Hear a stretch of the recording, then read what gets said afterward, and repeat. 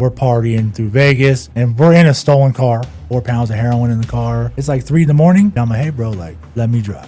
I end up flying offside the freeway. Fall asleep.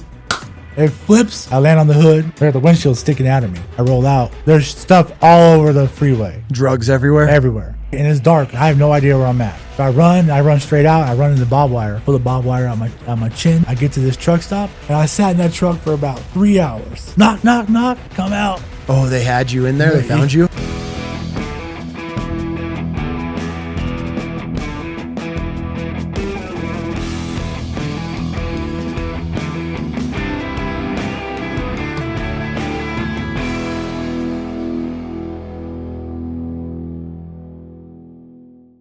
All right. You ready, bro? Yeah, I mean, I'm excited. A little nervous, but you know what I mean? It is what it is. Yeah, we're just going to have a conversation. I think this is going to be a great conversation for so many reasons.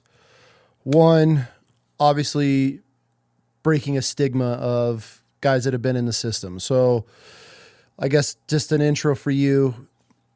You started off gangbanging at a pretty young age. Mm-hmm. And as a child, your mom ended up leaving you at a young age, left with your dad, which was involved in and around that lifestyle, which obviously you get pulled into as a young kid. You started, I think, doing time in Juvie around 12, 13 years old. Yes, sir. And it kind of just started spiraling from there. And then before you knew it, when you're an adult, you end up doing 16 years in the pen. So you did 5-6 years out in California before getting transferred here to Idaho, which you finished out your time. We've been connected through a good buddy of ours, a mutual friend, Vic, which has been on the episode, and we do a lot together. We've met through some of my BAM Nation meetups here in local community gatherings, and we've got to know each other. And you got a pretty incredible story from falling into the system, getting put away for a pretty long time, and instead of being the victim and blaming everybody else and it's the system, it's the people, everyone's against me, you actually took a probably pretty hard look internally and started bettering your life inside the system. And now, since being out, you're a board member of this incredible program called RISE, where you're actually connecting inmates, correctional officers, COs, and some of the civilian side of this world that you were consumed in for 16 years. And now you're bridging the gap between these two different worlds that have to live together. And it's not always peaceful. There's a lot of animosity at both sides between the correctional officer side and the inmate side. And obviously, I have a ton of questions with that because I feel our correctional facilities are built to keep you in there, to absolutely make money off of our system and not rehabilitating prisoners or inmates, not giving them any of the resources and a lot of other things. I think it's a horrible system of how we have things set up. I'm very vocal on that. I feel that our prison systems are made to keep people in by getting them involved in gangs, the drugs, everything else. There's worse shit on the inside of prisons than most people are dealing with on the outside. And you find yourself getting just sucked into either gangs, drugs, whatever it may be. So we got a lot to break down in this episode, but this is going to be an incredible conversation because you have gone through so many different chapters and journeys of your life to get to this seat right now, and now giving back to your community behind the walls and making a difference because obviously you saw something there and somebody saw something in you at some point, gave you an opportunity, and here you are. Now you're leading these groups. You're dealing with wardens of these prisons, which I'm sure at one point I was public enemy number one for you. And now here you are, dressed up, suited up, rubbing elbows with the higher echelon of these people trying to connect a community and bridge this gap, like I said. So before we get started, we're going to send you home with a fresh-baked sourdough loaf from the Little One's Bakery, the Sour Bee. We try to send every guest home with a fresh loaf of bread. I'm not sharing none with Vic. Dude, that's the only reason I felt like he wanted to roll today, is just to get some bread, because him and a couple others that have been on the show, they'll just roll by and be asking for bread. So yeah, you get to go home with a fresh loaf. And then I hooked you up, dude, with this will be hilarious for you since we're about to dive into your story. This is an active duty cop. He started the God-Fearing Lifting Club, one of my favorite apparel brands that I rep, and I give military and law enforcement, small businesses opportunities to send us stuff and to give out to guests. And so I'm going to send you home with that. And then Chris, he's a local Navy vet. He started linear. He actually went through the whole SEALs training and right at the end got wounded or got hurt and ended up getting dropped from it. Kind of sent his life on a different path. And now he started this apparel line, and it's really high end, really great quality fitness apparel. And so he's a local Bubba. He's been on the show. So yeah, I just want to send you home with some swag, and then we're going to get you a fresh loaf of bread. Actually, this is a fresh loaf of bread. We usually have a prop up here that's been here for like a month. And I actually, it's been older, and I dropped it the other day. It exploded up here. It was just like a giant crouton. So, but yeah, we're going to get you going. So let's jump into this, dude. Who are you? Where are you from? My name is Michael. Born and raised out of Long Beach, California. Long Beach boy. 35 years old. My dad was from Long Beach. Mom was from Long Beach growing up. And dad and mom were never really together at a young age. You know, I was a baby. My dad went to prison, right? At that young age, went to prison. Mom took me, right? There's a story back then when he went to prison, they had raided the house, right? And I was still a baby. And cops come in, and they're going to take my mom to jail. They're going to take my dad to jail. And they're going through they're asking my mom, hey, what's going on back there? And they were like, I don't know. And they look at this diary, and the cop's like, man, she really don't know what's going on. You know? Like, what was going on back there? What was your dad doing? Chop shop, cooking dope, doing what they do, right? Okay. And they put my mom inside the Jeep. They put me in there, and they help her jump start the Jeep. She takes off. She never looks back. No shit. Right? And you're a baby at this point. I'm a baby at this point. Okay. And this isn't like, these are stories that she holds on to. I hear from multiple people.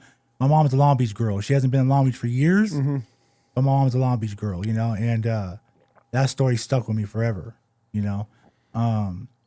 Mom's been married to my stepfather for 33 years now, I believe, 32 years. Since I've been a baby, she's been with my stepfather. Oh, no shit. So my stepfather was stationed in Long Beach. Okay. Right? Military? Okay. Right? So he's from Pennsylvania. He was stationed in Long Beach. Obviously, I went with them, right? And she met my stepdad. They got married. They've been married since.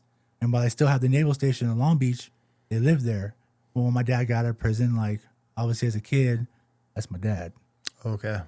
Right? Like, you know, you're not my dad. This is my dad. How long did he do before he got out, before you got reconnected with him? So he would do 2 years here, 2 years there. Oh, so you had some sort of a rapport with your dad growing up? Mm-hmm. So that's what that draw was back to him. So he'd go away, then come back out, and then now you want right back into that? 100%. Okay. You know, and then obviously that's my best friend growing up. Dad For sure. You know, with dad, I could do whatever I want. Okay. With mom, Structure. mom had rules. Okay. And not only that, she lives with a military man. Right? Okay. Military man had rules. Right? And at that age, as a kid, you don't want to hear that. Right? So I'm bucking back at a young age. For sure. You know, but then they ended up moving from Long Beach to San Diego, where they were stationed in San Diego. So my stepdad was stationed in San Diego. Okay. So they moved to San Diego. My mom had my little brother, little sister, and I would go back and forth. Every time my dad would go to jail, my mom would come get me, and I would go to San Diego. So that's your childhood cycle. So is your mom now looking back at it, was she almost trying to start a new life with the new family? And then, hey, when your dad's out, he's all yours? Or was she involved in everything? I love my mom to death. We have a great relationship today. Good. Right? She was building a life with him, and I was a shit stick. Okay. Right? Like, there was moments where growing up that I was hard to handle. Right? And so when they made that decision to finally, so obviously as a kid, right? Like, I played baseball, right? I skateboarded. I was that normal little kid growing in Long Beach, right? Like, you know, going back and forth. I was all into sports. My grades weren't too good just because it was hard for me to focus in school, right? But I would go back and forth, right? And around my 8th grade year, my stepdad retired from the Navy. Okay. And when they retired from the Navy, they packed up everything, right? And at that point, they're like, hey, are you going to come with us? And my answer was no. Like, I'm going to stay, right? I think that beat my mom up till today because things could have been different, right? So she gave you the option? Because there was never a court, like, even there was never, my mom and my dad made a decision, like, wherever Michael wants to be, he can be. Okay. And you chose your dad. Right. And that's just how that was, right? There was never a court case over me. There was nothing like that. So it was wherever I wanted to be, that's where I would be. So when they left to Pennsylvania, that's where my stepdad's from. They moved back to his hometown. I stayed with my dad, and I was in juvenile hall not even a year later, right? Well, okay, so you're now 12, 13 years old. What are the types of trouble you're getting into at 12 or 13 to get put in juvie? So there was a little crew I was from. We had created a crew because obviously my dad and all them were they had all these little crews going on in my neighborhood, right? And we idolized all these guys on Harleys and riding bikes, so we had a little crew, right? And it was like a little, and to this day I have it all tattooed on me, Sick Life, right? And all my homeboys had it, right? We're just a little party crew. But I think my first time I went to juvenile hall, I was probably 12. Assault with deadly weapon, battery, and burglary. At 12? At the skate park. I was a skater. Okay. My skateboard was my weapon, was my transportation.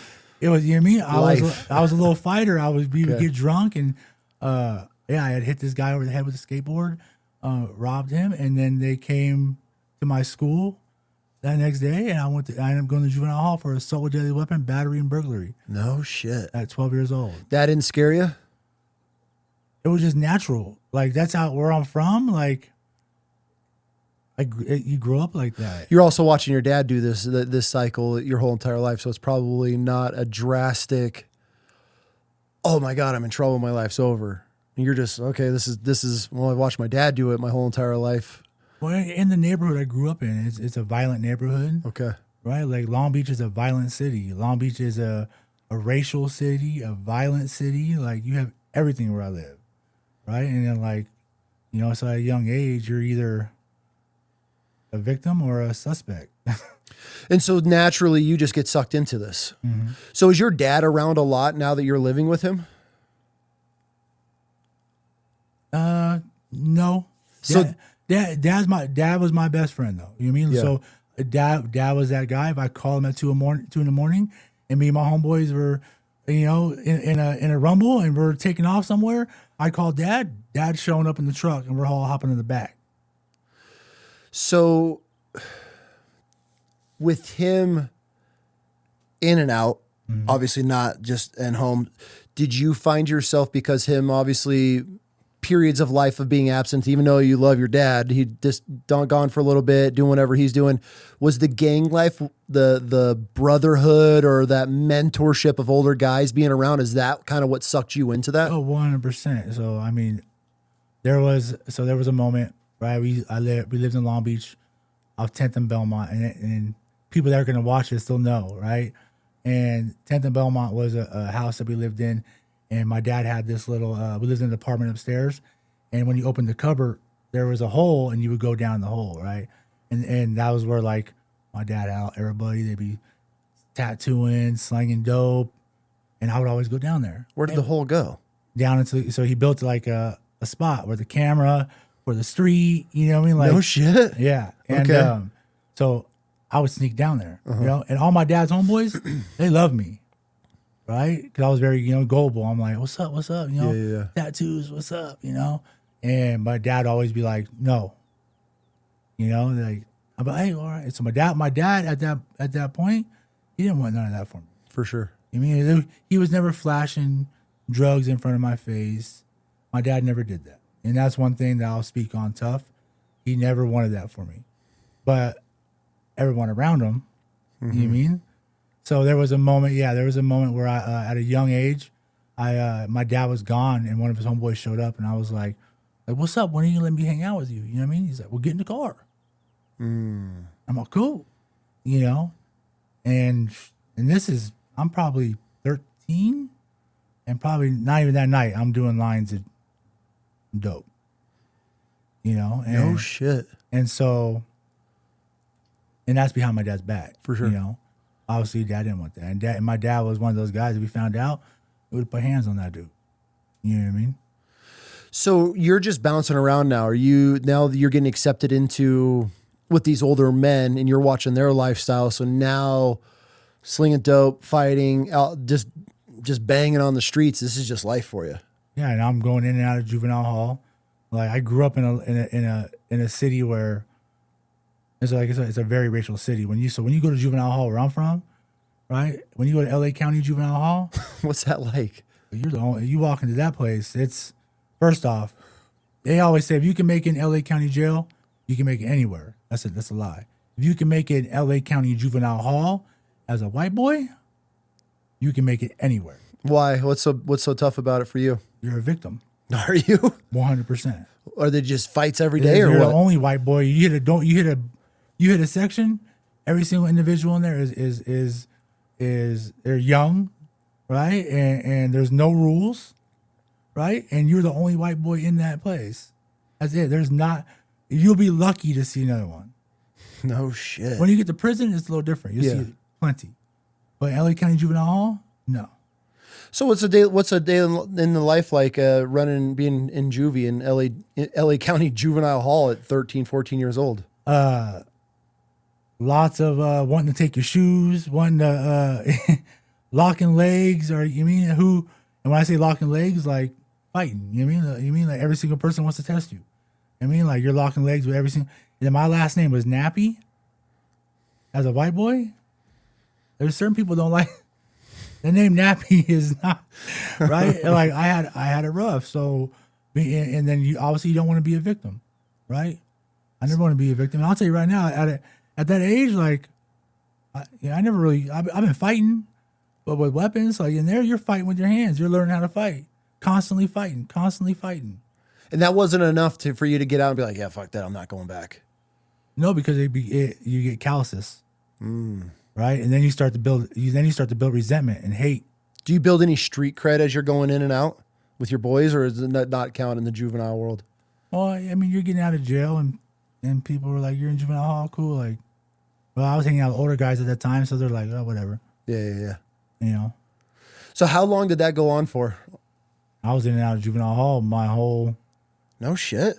Yeah, so so in LA you have Los Padrinos Juvenile Hall, you have Central Juvenile Hall, and then you have Silmar. So those are like your 3 county jails in LA County for juvenile.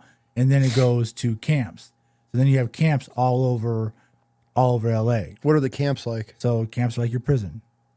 And you did a bunch of camps? Yeah. What do they have you doing as kids? Camp Challenger is in Lancaster, California, and is right next door to Lancaster State Prison. So when you're out there, you're literally hearing the Mini 14 go off at the prison. And what they'll tell you is like, if you guys don't act right, like that's where you're going to be. And I'd always be like, I'll never be there. I'll never end up there. Is it now looking back as an adult that you've gone through, started out in juvie, then worked to the juvenile camps, which are just another version of prison for kids. Do you look back at it now and just think of it or look at it completely different of how they could be changing things or doing stuff differently? I mean, if all these kids are this bad, is that system helping them, or what could we do to help these children that are just out of control? 100%. I think that if I would have had, I don't know, like if I would have had anybody come in there speaking some light, you mean, and speaking like I don't recall at those moments anybody coming in and talking to us. No shit. You know, I remember it was I just don't remember it. You mean, I think as time comes on, I think times are changing. Okay. I really do believe that. You mean back then I believe they're like doing good, and I could be totally wrong, right? But like doing good nowadays is like actually cool. Oh, inside the system? I just in general. Okay. In general, like with like the social media and everything, and you see people doing good, but back then, doing good wasn't like really a thing. You know, and obviously I'm not like super old. I'm only 35 years old. Yeah. So like doing that, I mean, it wasn't like early 90s. I mean, where it really wasn't cool at all. But I just don't recall. I don't in those moments. I don't recall anybody ever coming in and doing a sit down, right? Like, because who knows? Yeah. I mean, I'm looking at what I want to do and how I want to go make impact. I feel like somebody could have made impact at that moment. No shit. And obviously not speaking now because I don't know if you've gone back into the juvenile side of things, but I mean that's kind of heartbreaking to look and see, because there's not even like, you weren't even going through like scared straight programs. You're just putting you in there and you're just doing your time, and then as a kid you get released, and then there's no corrections. There's no, hey, these are we're going to do to set you up. Hey, this is how we deal with anger. This is how we not get pulled into these gangs or how to get ourselves out of them. None of that. That's something I always laugh about and speak about. Like, I've never been to like a rehab or giving classes. Like, anytime I do something, they throw the book. And that started at a young age. At a young age, they were like, I mean, I've been thrown in these places and have to adapt. You mean? And no shit. You know, and like I said, growing up where I grew up, I have a few friends like from my childhood that have gone through what I've gone through. Right? Like, I have a few friends. How many of them have made it out though? I have one right now that I've been, because obviously I'm here now in Boise, right? So a lot of the conversations I'll have will be through FaceTime, right? And it's crazy because I was the little guy in those moments. Like, through all my friends when I was growing up, they always had like, I grew up on the east side of Long Beach. So I grew up like, all my friends that were white boys where I grew up, you know, like they all grew up in nice neighborhoods. Yeah. And I would go there. That's where I would go. But I would have to go back home where I grew up. You know, I grew up off 10th Street in Long Beach. Like, it's, you know, not very wealthy, you know? So, but what I'm getting at is like, I was always a little guy. I always had nothing, you know, my clothes weren't that nice, you know, those type of things. And now I have them, you know, since I've been home, looking at me for inspiration, writing me, telling me that I'm inspiration, that I'm helping them. So it's like, you know, it's the tables have turned a little bit, but in a positive way. Good. Right. And that's just through, like I said, that's just from me posting on social media, which I don't have no idea what I'm doing on there. Okay. I'm learning from Vic. Obviously Vic's like teaching me and guiding me a little bit. And I have no idea what I'm doing on there. I'm just posting stuff, trying to create videos.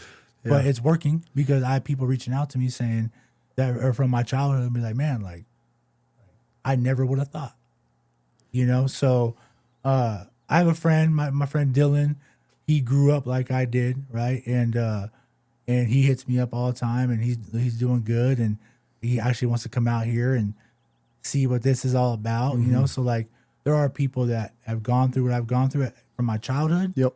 Not even from like the gang side. You mean like my childhood, and they're doing it. So, you know, if I could be inspiration at all, that's all I'm trying to do. Right? Yeah.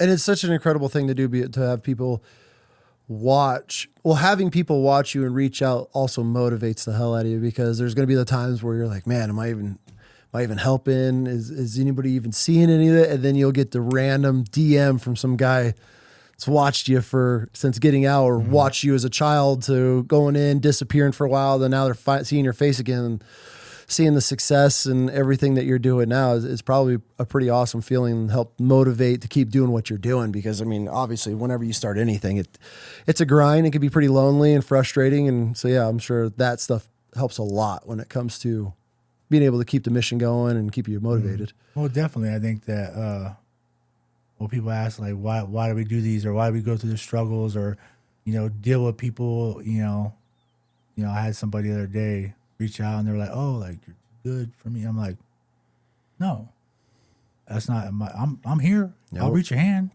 but that's all I could, you mean, like, if you don't want it, then I don't know what to say. For sure. But I'm not saying I'm better than anything, but those moments where you feel like people are saying that, those other moments are what stack those wins for me, sure, to make me keep wanting to do it, right?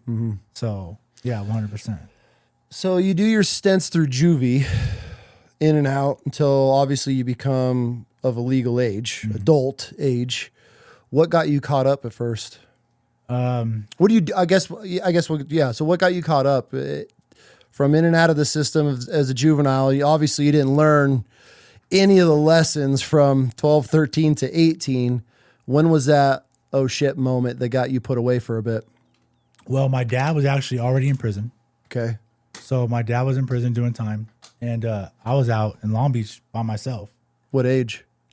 17. Okay. When my dad's gone in prison, and obviously I had transferred from my old little clique into something higher, right? Like as far as the gang lifestyle goes, right? Okay. I was already fantasizing and idolizing other individuals that were, that were doing the thing. Mm-hmm. And so, I think not having my dad there and my dad's always given me somewhere to stay. Even if he's not there, I've always had that, right? My dad, that's one thing. Like he's gone now, right? Rest in peace. But one thing my father has always done is make sure I had a roof over my head, right? Make sure he was always there. Like if I needed him, he was there, And so that was one of those moments where he was gone, right? And I'm out and I'm running the streets. I'm getting high. I'm hanging out in circles that are not my age groups, right? Like, and we're his age groups. These are his people. Okay. Right? Because now he's gone. So you fell into his group. 100%. Okay. So I'm falling into these groups of people because he's gone. There's no, and so, yeah, getting high. And I ended up going to prison the first time for armed robbery. Okay. Right, with a gun enhancement. How'd that go down? Right. I was young. I seen this dude that I didn't get along with. And I'm young, and I just wanted to show off a little bit. And I went to the ATM machine. He was at the ATM machine and put him at gunpoint and robbed him at the ATM machine. I get caught not even 10 minutes later. Right? How? Right? Like they had you. I'm young, right? So it wasn't even like I'm not a criminal. I'm not a good criminal, I'll tell you that. Okay. Yeah, I've never gotten away with anything. There's a difference. Right? Yeah. I've never gotten away with anything. Okay. So you mean like I wasn't trying to hide it. It wasn't one of those things I was trying to do sneaky behavior. Right? Like went and robbed this dude. And he ended up calling the cops right there, and he knew exactly who I was. Hey, Michael Nappi just robbed me at gunpoint at the ATM machine. And the part that messes me up, and this is sort of this has happened a few times. I ended up getting somebody else wrapped up in it. How? Because somebody else was with me, okay. Right? And it wasn't that he did it; he's in the car with me for sure. And I actually had a moment where I got to speak with him the other day too. But he had just did 7 years in Pelican Bay. And now he's with you when you did this? Yeah, he's with me. He's in the car. I'm out of the car. So on camera, it looks like he's a part of it, right? And I ended up getting arrested, and I ended up getting sentenced. And he wasn't going to say, hey, well, I wasn't there. He's on camera. He ended up going to prison again. So we got him going to prison together. Okay. And he looked me in my eyes. He said, we're gonna ride this together, right? And it's one of those things. It beats me up. Like, at that moment, I think I was too young to really understand. Like I'm affecting people. I'm not just affecting. Yeah. I'm going to prison, but you don't really realize like the people that you're truly affecting, like family member, everybody that you're affecting. And not only that, I affected that man, and I affected his kids, right? You don't realize that though. At 18 years old, that's a lot of shit. Yeah, you don't even you're not even mentally there to truly understand what you're doing, right? Like so. That's also a crazy mindset. That's something that I have.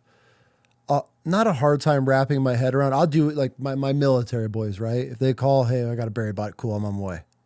No questions asked. I'm going to help with it. But for a dude to be sitting in a car, I'd be like, that's got to be a hard one to swallow, knowing you just got out of Pelican Bay, you had nothing to do with this, and now but the mindset of, yeah, hey, dude, we're going to do this together, that blows my mind. Of the loyalty inside the gang community that you're, even just that friendship and mindset of you at that stage in your life, that now he's going to catch. How much time did he end up catching? He ended up doing another 7. So he did another 7 years for just sitting in a car. See, that's That one's hard to wrap my head around. Now, if I got to hurt somebody from somebody touching one of my boys' kids or some shit, yeah, that's a commitment I'm willing to take, or my own children. But for you to rob somebody and I'm sitting in the front seat, oh man, that's a hard one. And I don't think I really understood it until like recently. Okay. You know, and he's rooting for me too. Like he seen me the other day, and I was actually on FaceTime with him. I got to introduce him to Vic, you know, and I was like, hey, and he's like, man, like I see you, bro. Like this is what makes all of it worth it. Yeah. And when he said that to me, I'm like, oh, cool. You That's know? good. But yeah, at that moment, I remember we were in the Long Beach courthouse, right? And we come on the bus from LA County Jail, and we're in the courthouse, and he looks at me, and we're going in there, and he goes, we're going to do this together. And I'm like, and again, at that moment, you're not really like, cool, I'm a kid. Like, all right, we're going to prison, you know? Mm-hmm. But now I look back at it, I'm like, man, I put that man away for 7 years. You How know? long did you end up getting? I ended up getting 5 years at 85%. Okay. So when you got that time in, your first stint in the prison, were you already a gang affiliated, or did you get pulled in while you were in there? Mm-hmm. Oh, so you're already associated. So when you're going in, do you already have people in there that you're getting connected with immediately, or how does that work? Well, you're going to LA County Jail. Okay. And again, LA County Jail is you walk into there, it's a whole nother. Well, first off, I'll going through booking takes you about 6 days. You sleep on the ground for about 6 days. At LA County? Mm-hmm. Why? It's overcrowded. It's that bad? Oh yeah. You gotta realize the state of Idaho has what, 1.5 million people. LA County alone has 10 million people. So think about that county jail. Right? Shit show. So just getting through that going through booking takes that many days. Walk me through booking. You're coming from LA County Jail. I'm from Long Beach City Jail. You get to LA County Jail, right? You get there, and you go through there, and you go into a tank. And the tank has you're in a small tank, nuts to butt, right? In your boxers, right? And you're standing in that tank for a few hours, right? Until you get moved to the next tank. Then you're sitting. Then they'll give you and you'll shower. You'll do all that. You get your fingerprints. Then you're going to the next tank. So then you're coming down this hallway. Now you're coming down this hallway. On the tanks it says black, Mexican. No, it says black, Southsider, Paisa, whites, other. Would be the Samoans and Asians and stuff. And you don't right there. You're not saying, hey, the cops are. You're here. You're here. You're here. You're going into your racist tank. So they divide you guys by races immediately. 100%. Okay. So you go into this tank, you're in this white tank, and it's full, right? And you're in there with dudes who you're using toilet paper as pillows, and you're sleeping in there for about 3 days until they find room for you. You know, until they find room for you. Bro, that sounds miserable. And then miserable. And then when you get to where you're going, I remember I rolled up to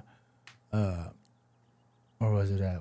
I think a 3,000 floor, and there was a couple Mexicans, and they're hey homie, over here. And that was the moment where I was like, I might look a little Mexican, because they thought I was one of their homies. And I'm like, no, I'm white. And they're like, oh well, you're still over here, because you mean like that's who we run. That's it's the black side, and you got the white and Mexican side.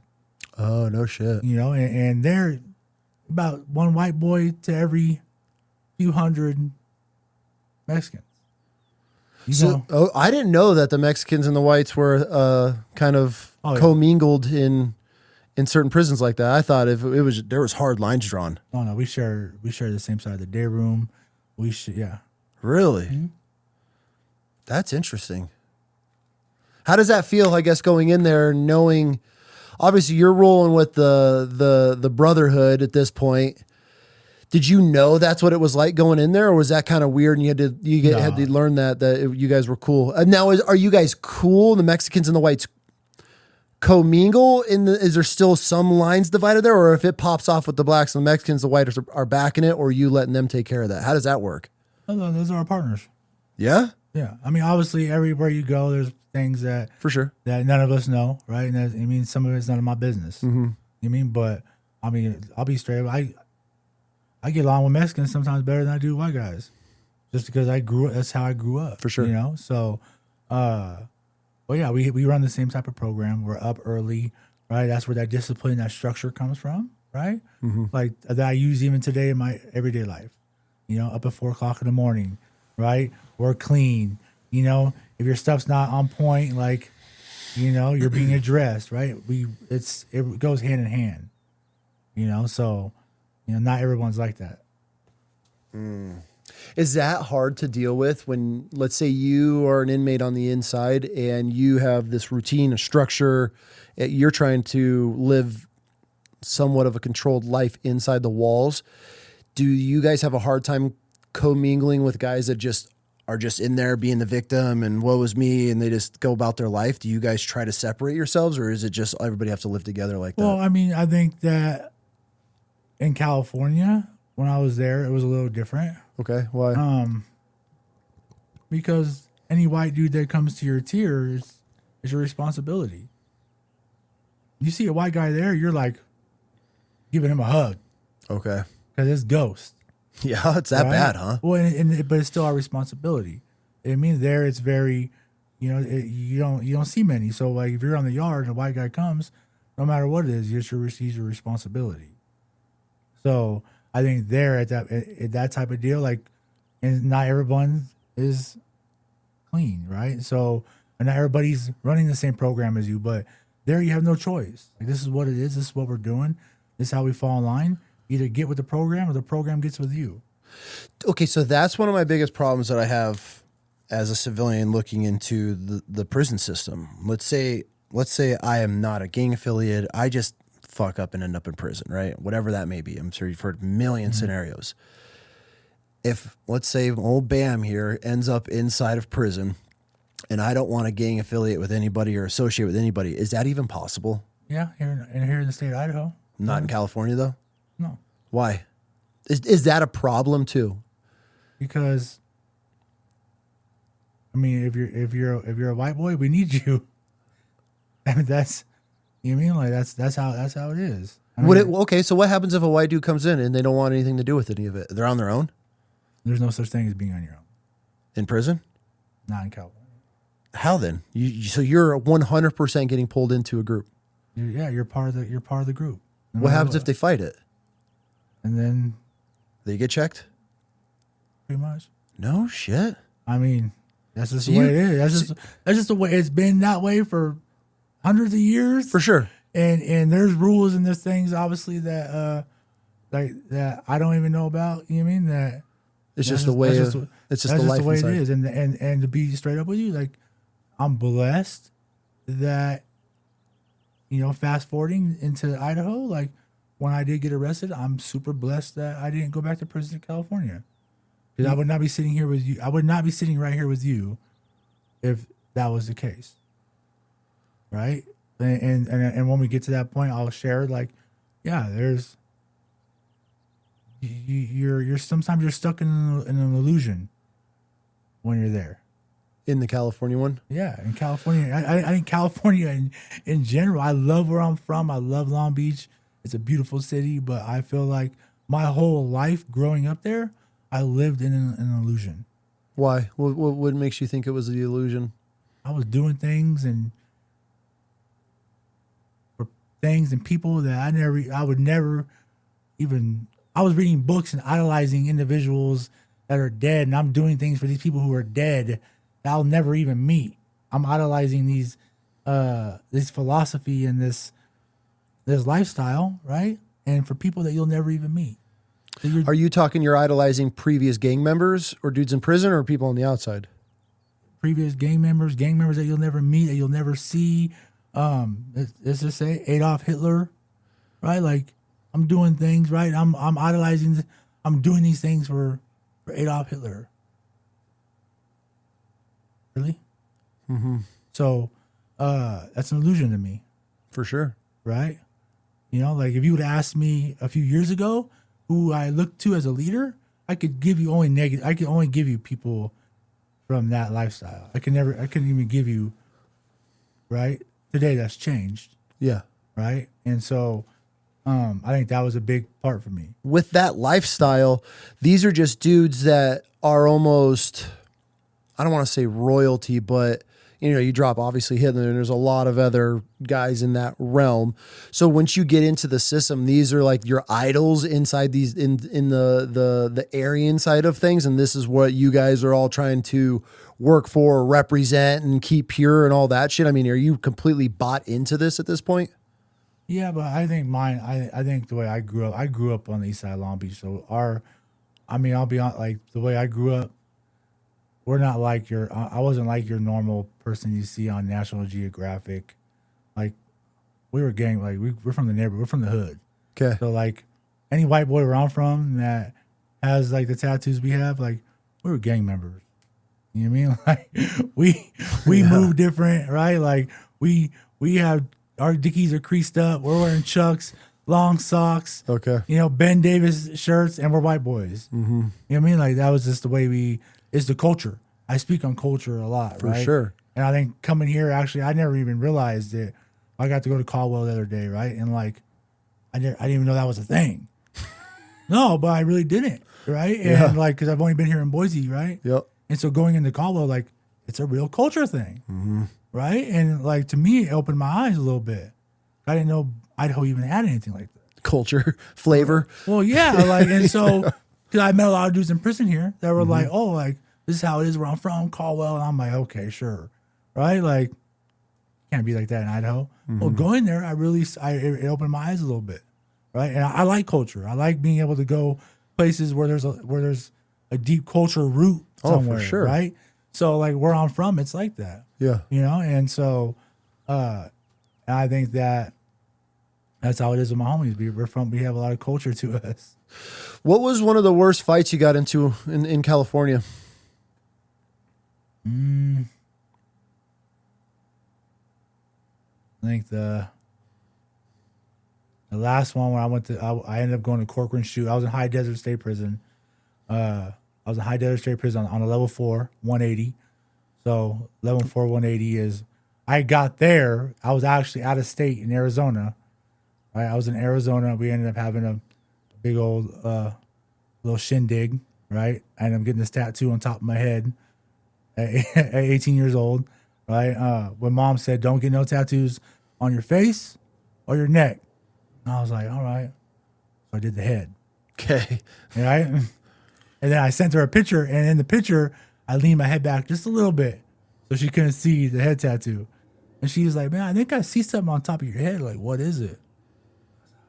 It's nothing. It's nothing, you know?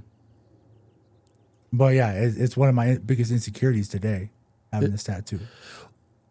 And there was a reason behind it. It's just because when you're out here and you're doing the things I'm trying to do, For sure. and like, yes, it's as a part of my past, but like I've been in some rooms with some people that when I'm trying to be professional, right? And the first thing they do is they look at the top of their head and they're like, "What is that?"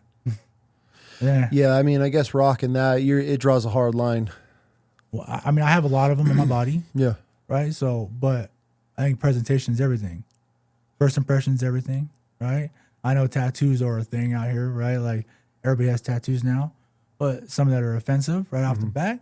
I'm not trying to give that type of impression, right? Like, Yeah.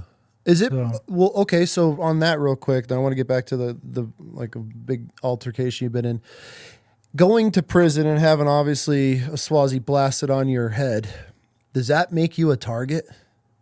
to who? Everybody else that's not white? No. Does that make a statement? Prison's really not like that. Like, this doesn't. I mean, Because you're looking at the blacks and Yeah. Mexicans, everybody else are repping their shit, yeah, right?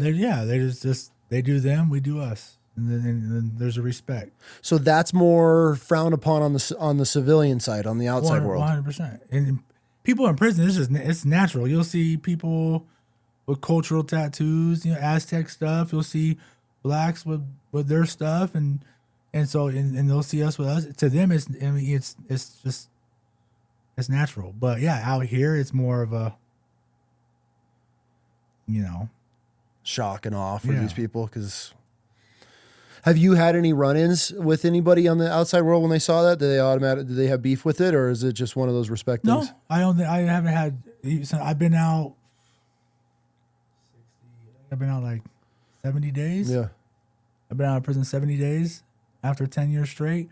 I don't think that was one of my biggest worries and insecurities. Right while I was in prison, I was like, man, I wonder how this is gonna work. I wonder how people are gonna take me. But once you learn how to be confident in yourself, I think it's one of my biggest roadblocks I have to overcome when I meet somebody. But I guess that's what so obviously my character and my personality, right? Like, I feel like I'm a step behind everybody else when I meet somebody because of them. But once somebody hears me talk and then once they get to know me, those are out the window. Absolutely. Because I've sat with every race since I've been out, and I've talked to, I was with you and I'm at your thing. I was smoking a cigar with a Meridian police officer, and that was one of the coolest moments because I'm sitting there looking at you and Vic, these two dudes that just look like the hardest dudes in the room, obviously doing some time. And then I look at who you're sitting with, and you're sitting with an active duty Meridian police officer, and you guys were laughing and swapping stories and being able to bond and connect. So I guess with that is a lot of people represent that tattoo with pure hate. Do you hate people these days? Just a chapter of your life, huh? Mm-hmm. Something you represented then? Because it's a lot of people want to judge. And I look at somebody like you and it's like, okay, you're out here trying to make a difference and bring people together. But obviously with the world it is, and especially now with everything the way it is, and everybody's so sensitive, I wanted to ask that because it's an immediate stigma that we want to put on somebody that's either branded themselves, tatted them, whatever it may be, is something that used to represent them. But now that's all they're going to want to focus on, is out realizing who you are, who you've grown into, who you've become, and the lives that you're changing and the work that you're doing. So it's a pretty incredible thing. But I mean, it just sucks going back to image. No, and that, like I said, I think that's one of the biggest things, like being able to overcome those moments, right? Like, I feel like I'm like I said, when I meet somebody, okay, like how am I going to overcome this, and how am I going to present it? Even like with my new job, like I'm doing door-to-door sales on this new job. Like, okay, I have to, when I got a big old beard, I got these tattoos. How am I going to present myself when I answer this door, right? So, like I said, I think once someone gets to know me, I think it changes that, and it changes the perception of me so that's something I'm working on. But yeah, it's definitely. But like going back to that, you asked what was one of the biggest fight? What was one of the biggest altercations you got into in California? Well, I've been in some big riots. Have you? Yeah. What's it like being in a riot in prison? Scary as hell. How? What's that like? How's it go down? I mean, you don't know what's going on until it's done. It's just reaction or what? You just don't know, until it's done. Once it's done, you're like, what just happened? Right? And you look around you and you're like, oh, this is a mess. Walk me through a riot you've been in. Arizona. 10 white boys, 70 blacks. Really? 3 paisas. Southsiders are on lockdown. So they just in California, they don't lock everybody down. If the Southsiders are acting up, they just lock them down. Lock them down, and then everybody else will be on program. Because you don't sell up with anybody that's not your race. Okay. Or it's not, so that happened. We did good for like the first 2 minutes. After that, we were victims. I mean, what do you do in this scenario? You just close your eyes and go. Yeah, just swinging for the fences. Just close your eyes and go. That's it. Oh shit. I mean, there's really no. I mean, I could go into detail in it, but it gets a little, I want the details in it. Are you cool with sharing them? I don't think so. Okay, that's fine. But I think just knowing that, you mean, yeah, the adrenaline after one of those, right? And knowing that like there's shots being fired, people's kneecaps getting taken out, not by us, by the cops, right? So in a riot, are you more worried about the other inmates in the fight, or are you worried about the COs? You're not even thinking about the COs. You're not? No. Because you don't know what everybody has on the yard out there? Unless you're good with your mind and I guess as a warrior, you're probably better at analyzing stuff like that. But when you're when you hit the battle, like you're just zoned in on one thing, and when other things are happening, that's the least of your worries. Yeah, when you're in the gladiator pit fighting for your life, I'm sure you don't. But because I've had COs on where they're talking about like when things would pop off, they just start. 100%. They're shooting everybody with everything they have. 100%. They're in California, it says warning, no warning shots. Oh, no shit. On the walls. Yeah. And that's not in the back of your head where you're down there just fighting for survival. You're like, it says warning, no warning shots. You're like, okay. No shit. So you do 5 years in California, and that was just your stint. You got out and stayed in California, or did you get transferred here? No, I got out. I paroled from the SHU, right? On December 6th, 2013, out of California. And when I left there, I was living that lifestyle. When I left there, I'll tell you, I knew I was going back to prison. Oh, okay. I left Corcoran SHU. I was in Corcoran SHU, so segregated housing unit. What's that like being in a segregation housing unit? I mean, if you make it there, you feel like you're the dog. Why? That's where all the legends are at. That's the status you want to get to? I mean, back then, you mean now that they've reduced segregation by 85% in California. Yeah. So a lot of those guys are now out of the SHU, right? But yeah, I mean, if you make it there, you know you've done something. What's segregation like, and what's it do to your mind? So they used to have back then. They used to have a thing called in California. It was debrief or die. So once you got validated as an associate of the big homies, right? Once you got validated, you would be back there for the rest of your life. What do you mean by that? If you had life in prison for however long you had in prison, once you got validated, you were stuck back there for the rest of your life. I guess I'm not tracking that. What validated by who? By the staff, by administration. Okay. If you're an associate of one of the bigger gangs, okay, right, you get validated. They don't want you on the yard. Right? So once you're labeled, so they changed that now. But back then, it used to be debrief or die. So you would have to debrief, right, or you would die back there. What do you mean by debrief? You'd have to give up the goods. Oh, which you're not obviously doing inside of there. No, 100%. Like, I've never. You mean that's just? I lived it. People think, oh, because you live this lifestyle, you're doing good. People, never once. I mean, even in that moment, like, no, I paroled from there. I paroled from Corcoran SHU. Obviously, I didn't have life. If I had life, I had to stay back there. Yeah. But yeah, I was there. When I paroled I had a big homie as a cellie, and when I left there, I was like, all right, I'm gonna go meet the guys I need to meet. I got out and I went straight to it. No shit, right back into it, huh? Mm-hmm. So with that side, obviously your mind isn't even remotely close to where you are now. Do you look back on that time after getting that? Now you finally paroled, you've gone through all the bullshit you've gone through, you get a little bit of freedom. Is it crazy to look back on now and looking at your mind, your thought process then, because you already knew you were going back in? Oh, my parole officer picked me up from prison. Okay. Is that normal? No. Okay. Because I paroled from the SHU. So his name was Osborne. He was so he picks me up and he's like, he rolls in there and he's wearing this badge and it says Orange County. I'm like, hey. I was like, I'm from LA. He's like, well, you're going to Orange County. I'm like, no, I'm not. And I was like, I'm from LA. Like, I'm gonna go. I'm like, because I know the difference. Right? I'm like, he goes, no, like you're gonna be. He's like, you'll be just fine.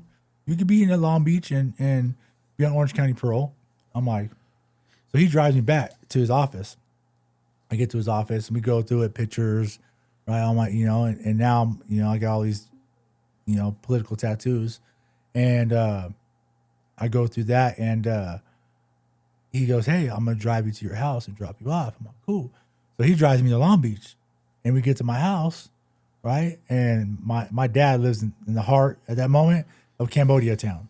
Okay. Right? PCH and Walnut. Okay. Right? Okay. This is Cambodia town. Right? Mm-hmm. And he's driving me up. He goes, "This is where you live?" I'm like, "Yeah." "Are you going to be okay?" I'm like, "I'm going to be just fine." You must be new here. Yeah, I'm going to be just fine. They know me very well around here. Because he knows the tattoos I have. Mm-hmm. He's like, "I don't know about this, you know?" I'm like, "Yeah, I'm fine. Don't trip." And so to answer your question, like mentally, like I truly beat myself over that. I think back to that day. I remember I told my dad, "Hey, we're going to hang out all night." And like, he's all cool. That night I was gone. I was already out running the streets. That quick, My huh? homie picked me up, right? And yeah.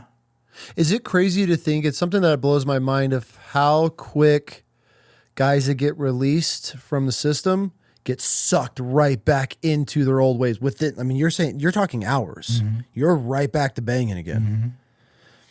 That's wild. So I remember I was out at that time. I was out 2 weeks, and then I ended up catching. I ended up getting arrested. So I ended up calling my dad. That night I had gotten an altercation with somebody, right, and it got bad. Right after 2 weeks of being out, this was December 23rd or something like that, right before Christmas. Right, I've been out 2 weeks of prison after just doing all that time, and someone calls me. They're like, "Hey, like, dude's in the hospital. This is what's going on." I'm like, "Oh, bad." They're like, "They know it's you." Okay, so I call my dad. I said, "Dad, this is what's going on." Dad's like, "Well, get rid of your shoes, get rid of everything, and meet me at this spot." I'm like, "All right." So I end up meeting him back. I'm in the garage at my house, and a couple of days go by. I'm hanging out in my garage. I come walking out in the morning. I get out to the street. I get in this car. We drive off, and I looked over. I told the guy that picked me up, I said, "Hey, just so you're aware, we're probably going to get pulled over." He goes, "Why?" I said, "You don't see like the 5 expeditions behind us?" He goes, "What?" I said, "There's 5 expeditions behind us." As soon as I get over PCH, Pacific Coast Highway, they come out the trees on me. Okay? Yeah. They come out of the trees on me. And I ended up getting arrested. That was a serious bodily injury on somebody with a great bodily, I forget what it was. I forget what anyways, in California, if they don't take you to court in 72 hours, they have to drop the charges. So, yeah.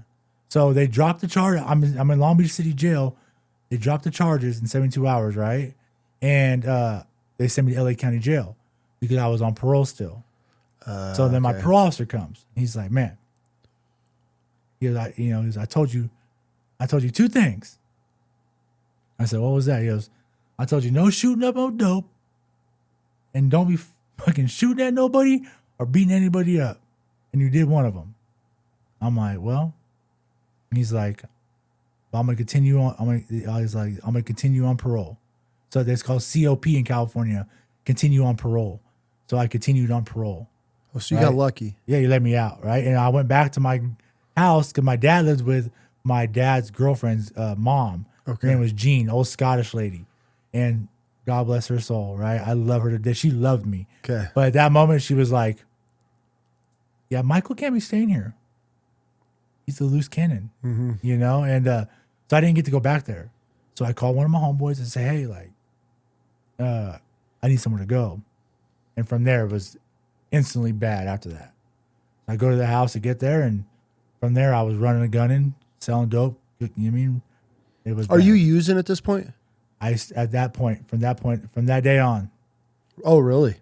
What were you using? What was your drug of choice? Meth. Yeah. How'd you get introduced to meth? Stealing it from my dad. No shit. What was it like trying meth for the first time? Oh, I remember when we were young. I'm talking about like 13, 14.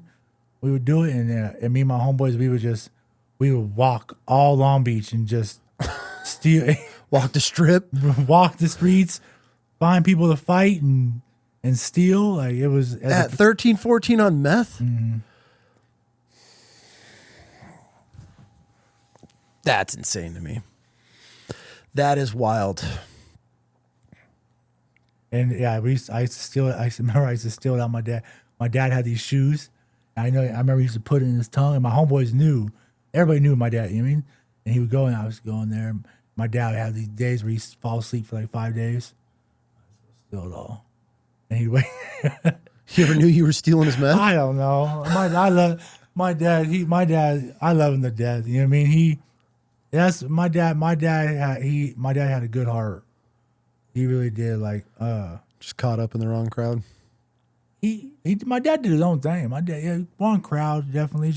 But my dad was a general contractor his whole life, right? Like, he worked. You know what I mean? He was a gambler. He'd get his paycheck. Play harder. I mean? He'd be gone for 2 weeks at the casino. You know what I mean? Whatever. You know, that was my dad's thing. You know, so my dad was a good man. I mean, that's not. You know, a lot of people might have different opinions on it, right? Of how he lived his life all the way to the end. You know, he partied all the way to the end. That was what my dad did. My dad was he's like, I'm gonna live my life how I want to live it, right? And that's just what it is. Yeah. And so I respect that. You know, and even though at the end I was like, man, you ever gonna stop that stuff? He's like, I'm 50-some years old. I'm gonna stop now.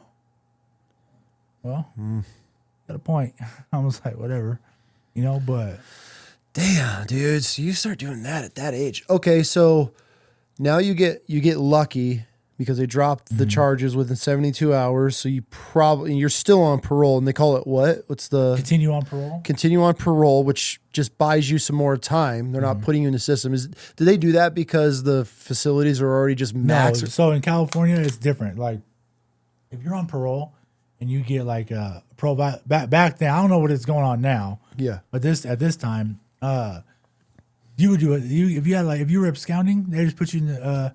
You get picked up for about 10 days. They put you in the cell for 10 days and then kick you out. There's just no room. There's not. There's just no. There's so many people. There's no room for it. You know. Damn, that's insane. Okay, so you get this. I don't want to say a second chance. But you get really lucky on this parole ordeal. Mm-hmm. Where does it all go wrong for you? Because obviously you get sentenced again. So where do you get caught up? I want to say it was not. I don't know about wrong. I was already doing wrong. Okay. Right. I'm already selling dope. I'm already. I guess where did it turn? I think it was already turned because I mean I paroled from Cork and SHU. I just got out of prison.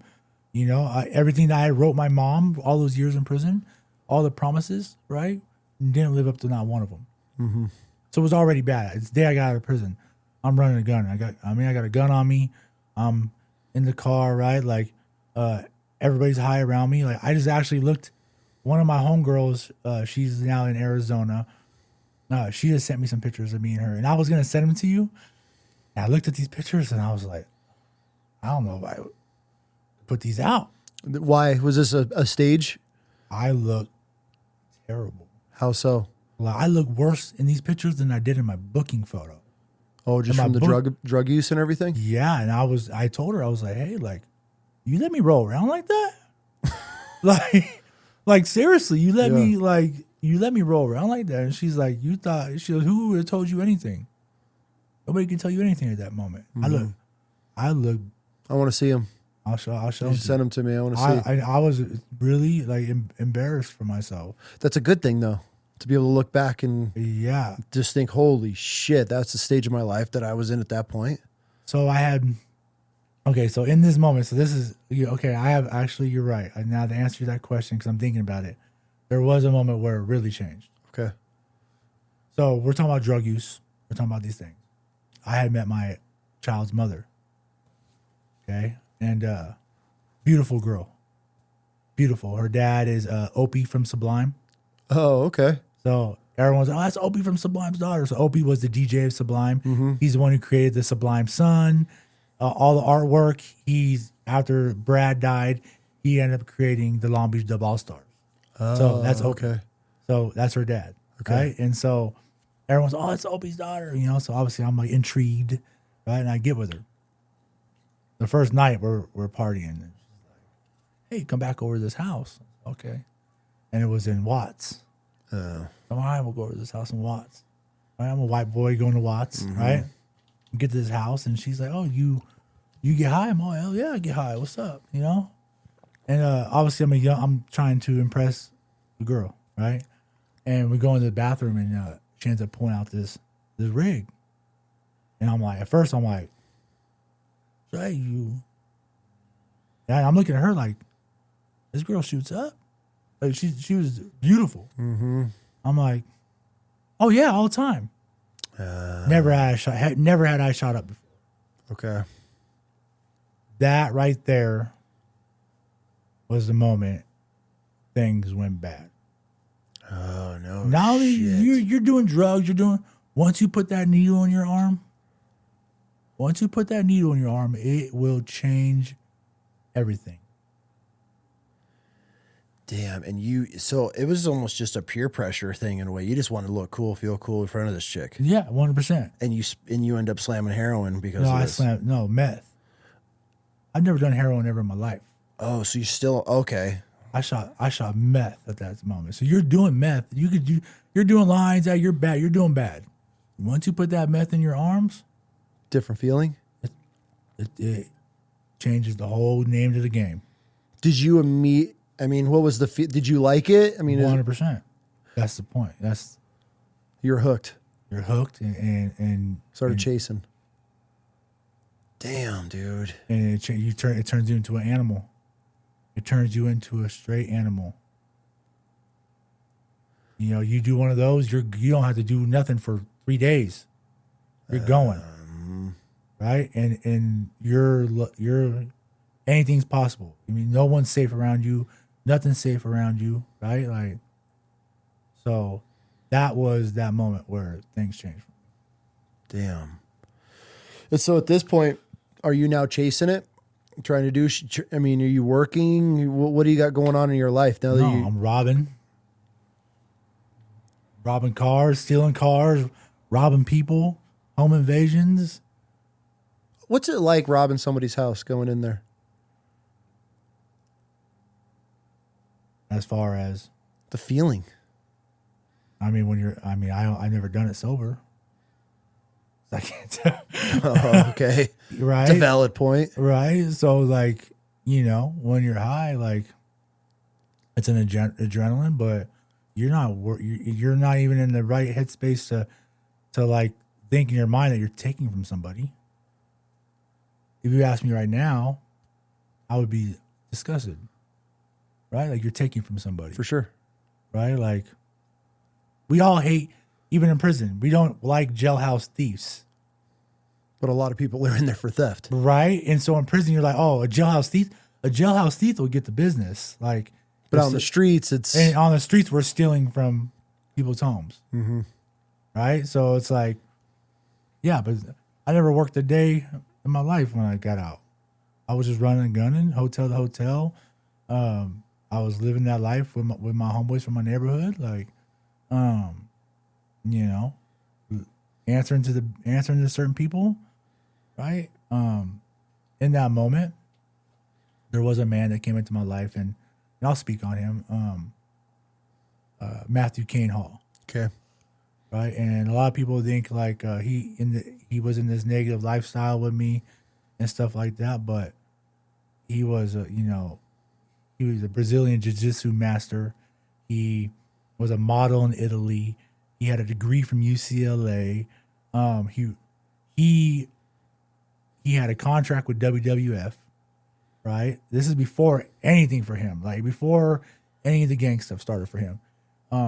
He ended up going to prison during that contract, and John Cena took his spot. No shit. So, like he was a bad motherfucker. He was with his hands. Yep. Everything. So, the punk rock band Pennywise. Oh yeah. So he's in their first music video, Homesick, right? 1992. Okay. Right. He's the one holding everybody back. Like he grew up with Pennywise, like Cottonmouth Kings. Like he put them on. He was their bud dealer in 1997. Like they talk about him in the song Friends. They say, if you need a life lesson, ask Matt Hall. He'll give it to you. He was a legend in his city. You know what I mean? Like in Hermosa Beach in South Bay, this man was a legend, right? They call him Matthew Psycho Paul. Got it. Right. And so, but he ended up becoming like, he was from my neighborhood for 25 years before he ended up becoming what he became. And, but the moments I got to spend with him, right? I have a tattooed on I have a WWMHD underneath my chin, on my leg. What would Matt Hall do? And like, he's the one who taught me Marcus Aurelius. He's the one who, right? Like he taught me some things as far as being stoic and being intentional, right? Maybe some of it was in a negative way in those moments, but I picked those with me. But at that time, all I could do was want to make that man happy, right? Like I wanted to make him so happy. He was my focus. And this is on the outside. Yes. Okay. This is while I'm out, right? Okay. Living that lifestyle. How did you guys get introduced? Through the Just same hood? gang stuff, yeah. Okay. All right.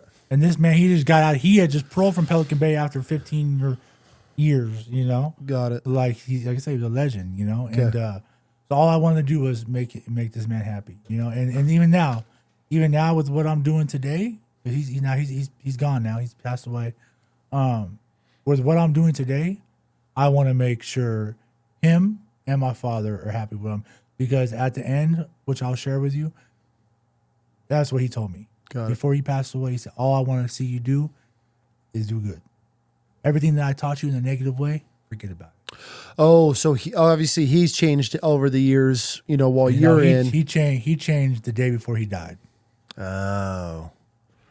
Okay. Got it. He was all in on what he was doing. Okay. And that's one thing I respected about that man. So you're respecting him for the wrong reasons at that age. You're watching because he's a legend in your career, in that community and from your hood and all that good shit. So you have this legend gangbanger that you've probably looked up to, heard all about, all that good stuff. And so now he mentors you, not for the positive though. He's just trying to teach you how to run the streets and all that good shit. Well, I think he taught me how to be. There's some things that he taught me, like accountability. Number one, like there was a moment I remember, you know, and this man's 6'5", 275 pounds. Like this dude's a bad, right? Like, he called me to his house one day in Hermosa Beach. He said, "Hey, safety meeting, get here now." I'm like, okay, safety meeting. What does this mean? You know, I'm thinking in my mind. Well, I get there and he puts me in front of him. He goes, "Hey, where were you last night at this time?" I was like, "Oh, wow." He's like, "Before you start saying anything, I'm gonna teach you something right now. First things first, you're gonna take accountability for what you've done. You're gonna figure out what you need to do to fix it. Then you're gonna keep it moving." He goes, "There's only a few things in this world that aren't fixable. You know what those are. You can't fix certain things, but most things you can fix." I was like, "All right, well, you know, I was at this house and I actually robbed this." And he goes, "Well, guess what? That was a relative of mine." No. Right? He goes, "And, you know, so check it out. Take accountability right now. This is what you're going to do to fix it. Then you're going to keep it pushing. Simple as that." And I was like, as simple as that? I've been able to use that as I move forward in life now, even though that was a bad situation. And these new things, sometimes we do stuff and we don't like we don't want to take accountability for it or whatever it is. And I've learned like, okay, like I could take accountability for this today, right? Figure out what I need to do to fix it, right? And I just get on with it. Because you didn't get checked for that? No. No? No. Damn, you got lucky then, huh? Yeah. Well, he loved me, right? And there's voice, you know, he loved me. He loved me on a different level, right? And I was his one and only kid. I was the one, in 25 years that he was from my neighborhood, I was the one that he ever put his name on. You know, so there was yeah, you got lucky. Yeah, he said the reason why I had never pulled anybody else up in 25 years is if they fucked up, I'm gonna be the one that I don't want to do that. He just said, don't make me do it. Yep. Okay. What is the hardest part about that lifestyle? People never being happy.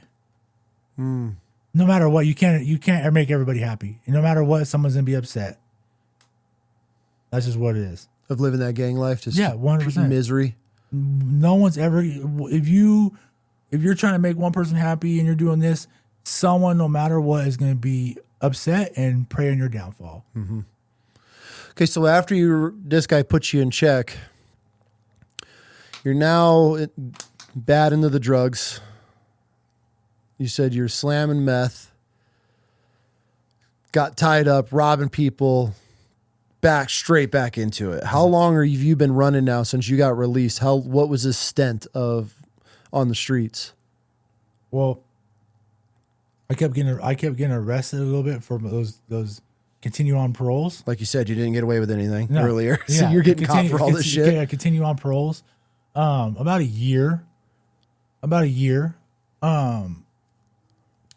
Obviously, then I was with my baby's mom, and we weren't together. Like, she was just there, and I was being a dog and doing the things I was right. And she was pregnant. Baby mom, one day she said, I'm pregnant. I'm like, fuck. Well, yeah, I'm like, well, here we go. Yeah, and so I'm dealing with that and still doing what I'm doing. Like, yeah, I wasn't, I guess I wasn't even in the right mind. Like, I was loked out. Literally, like, you start putting that needle in your arm, you turn into a different animal, and so through all that, like, I don't know, there was moments like, because at that point I was doing what I was doing, and my dad, right? There was a few altercations, me and my dad, and me and my dad really never, like, my dad's always loved me. When I was a kid, he might have, he never spanked me. He'd always tell me to get my hands up. You want to act like a man, you're going to get it like a man. Okay. Mom was a spanker. Mm-hmm. Mom wasn't afraid to use that thing, That's why I was telling her, I was like, why don't you, because she has my son, well, why don't you spank him? She goes, you can't get it. She goes, if I spanked him the way I spanked you, I'll go to jail now. I'm like, oh, okay. Yeah, times have changed. Yeah. That's how mom is. But that's grandma's role, though. Yeah. Grandmas are supposed to be handing out little candies and enjoying life. Yeah. But with dad, that's how dad was. So, but we never been no big altercation. Yeah. And when I was out, there was a few things I was doing that weren't. And me and my dad got in some big altercations. Oh, okay. And I felt like I was this man now. I didn't need, I did all this time in prison. I got out, like, you got a name now. Yeah, 100%. I'm not Tony Nappi's son. I'm Whisper. That was my handle, right? Like, I got stabbed in my neck when I was a little younger, right? You got stabbed in the neck? Walk me through that. Yeah, when I was young, I got in this. It was actually with one of my buddies. I go into this house, and we're young, partying. Okay. I go into this house, and I go through this. Me and him start fighting, and I go through this. He had like a mirror. The mirror shatters. Boom, hits me in my neck, above my heart, in my side, and he was loked out too. So he has this knife, this thing to my neck, and yeah, I talked to him the other day. He's one of my. I look back at those moments. Yeah, we were beefing. I was out to get him when I was that age. I'm gonna kill this dude, And I actually talked to him the other day. He hit me up and asked for advice. Oh shit. He's struggling, and he's like, "Hey, I see you. Like, can I get some advice?" But yeah, so yeah, I got above my heart, in my side. I was young. I hit my vocal cord. That's why my voice is so. It's so raspy. No shit. Yeah. Damn, you got lucky. Yeah, no, for sure. So what was the moment that led you to get locked up and get you shipped to Idaho? So I was in, we're in Long Beach, and I had this dude I wasn't getting along with, right? And I found out he was at this hotel. So I'm gonna roll up on this dude at this hotel. Okay. Go to this hotel, and I ended up doing some violence on him. What? I had my gun on me, and I'm like, hey, like, what's up? And I meant to just like get him on the ground. Well, he ended up like with a split wig at the end of the altercation. So I'm, oh shoot, like I gotta go. I get in the car, I take off, I'm driving down PCH. Everything revolves around PCH. Where I'm from. Oh, yeah, for sure. So I'm driving down PCH and I get a phone call. They're like, hey, your name's all over the police scanner. I'm like, oh. So I get this hotel room. I'm trying to figure out an idea of what I'm going to do. And remember, I got my baby mom. She's pregnant. So I'm like, okay, what am I going to do? What am I going to do? And I ended up calling my sister. Well, my dad had a daughter that I ended up meeting when I was 17. Okay. She went to prison for 6 years. I went to prison for the time. So we got out at the same time. Now she's in Boise, Idaho. Okay. I'm like, hey, like, where are you at? She said, Boise, Idaho. I said, where is that? I have no idea where that's at. So I look it up on my phone. I find out where it's at. I sell my truck that wasn't even really mine. It was, you know what I mean? So I sold the truck that wasn't mine. And I get on the Greyhound with my baby mom, and I take off to Boise, Idaho. So I'm on this Greyhound. I get up here. My sister's like, yeah, I'm doing good. I went to Paul Mitchell. I did all these things. I walk into this house. She's smoking heroin. Okay. Right? I'm like, first thing I think is like, oh, I could come up. I was like, hey, I'll be back. Where's your car? I get in the car. I drive back to Long Beach. What? I go pick up a few ounces of heroin. I bring it back. I sell some heroin.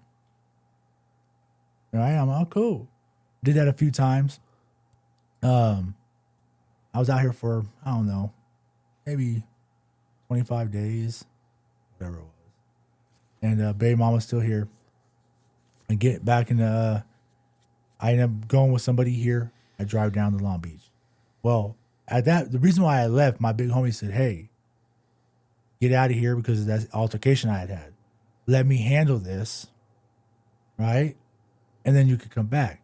So when I kept going back, I wasn't telling him. Well, this last time he found out I was there. He's like, hey, motherfucker, I told you, don't be here. You're in trouble. Like, there's some things going on here that you're in trouble with. So I spoke earlier when I said, hey, about my first co-defendant, how him being with me. Yeah. How I felt bad about it. So this last time, I go to this hotel room and I pick up some heroin, and one of my homeboys was there from my neighborhood. I'm like, hey, bro, like, what's up? Oh, what's up? What's up, Whisper? Ooh, we're hanging out.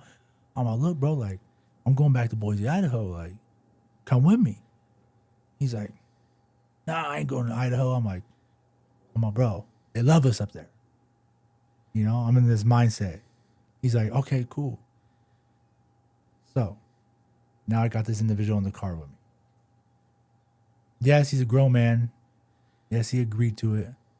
But now I got him in the car with me because I invited him. Mm-hmm. Okay? He doesn't know nobody here. He doesn't know anything. So I got him in the car, and we take off. And we're partying through Vegas, and we're in a stolen car going there.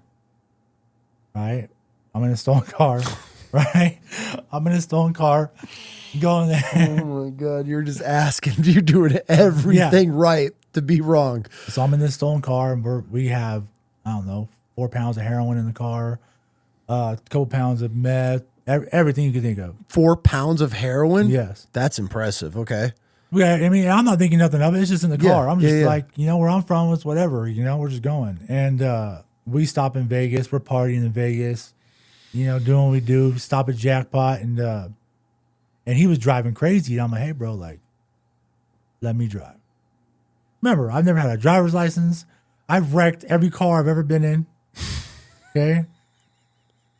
like anybody who knows me knows, right? Like, okay. I've never had a driver's license. I've never, you know, like, I've never had opportunity, like, to learn. I just get in the car and go, you know? Yeah. So we're coming up from Vegas, or from Jackpot now. Yep. And I've been partying for the whole time I've been out of prison. Okay. Right. Well, I'm, you know, and I end up flying off side of the freeway. I fall asleep. Like I told you, this isn't like the best criminal type stuff, right? Like, yeah, you're a pretty horrible criminal. Yeah, What I'm gathering from you. No, because I don't think of myself as, I wasn't thinking of myself like, oh, I'm I'm a white collar criminal or a criminal. Yeah, like, you're just living. No, I'm just living. Like I don't. Yeah, and you're not very good at it. I just though. don't give a fuck. You know, like you have no fucks given at that time. Yeah, right? for sure. And so I fly out the side, and like I wasn't like a drug trafficker.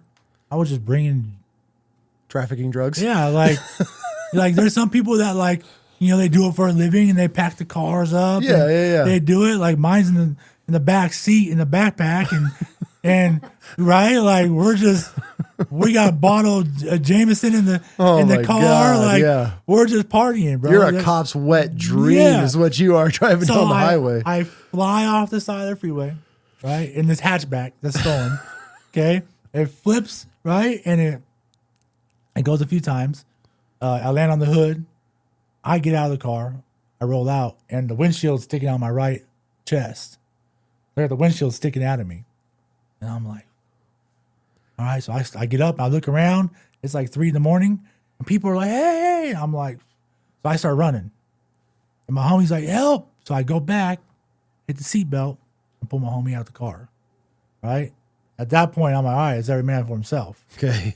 Right, but there's stuff all over the freeway. Oh yeah. I'm talking about everything I had in the car. Drugs everywhere. Everywhere. Okay. So I run outside the freeway, and it's dark. I have no idea where I'm at. So I run straight out. I run into the barbed wire, pull the barbed wire out my chin. Now the barbed wire's in my chin. I pull it out. I turn to my left. I see stage stop. Okay. I'm all right. Here I go. So I run the stage stop. I get the stage stop. I'm climbing. I look back over my shoulder.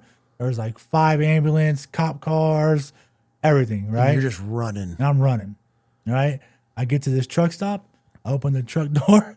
I get in one of the trucks, and I sat in that truck for about 3 hours, just sitting there with the windshield sticking on my chest, just not moving. You got a chunk of glass, like yeah, it's sticking out my chest, right? I'm just laying there like this, like okay, and then guy hit me and knock, knock, knock, come out.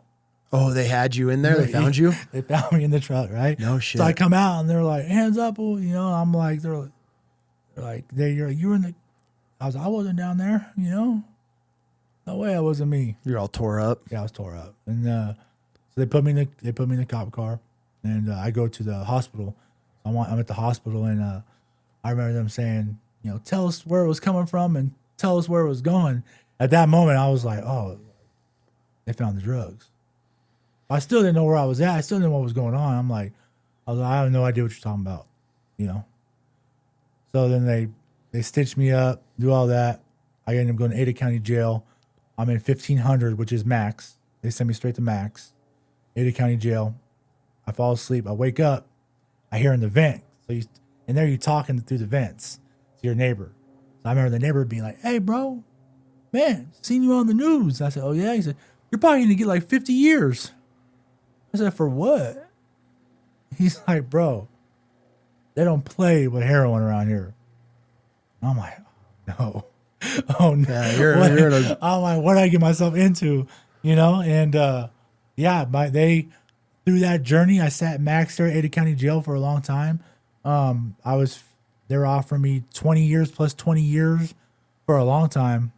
So I was in the 15 to life bracket. So anything over 28 grams in the state of Idaho is a mandatory minimum of 15 years to life on your fixed. So that's your front time. Your fixed time is your time you have to do. So it's a mandatory minimum of 15 years to life. Before you were even eligible for parole. Yeah. So I was like, we're going to trial. She's like, my lawyer's like, Michael, you don't want to go to trial. We have everything on Yeah. you. She goes, there's pictures of you going in to get this call. I had took somebody's their credit card, all this stuff. That's how I got the car.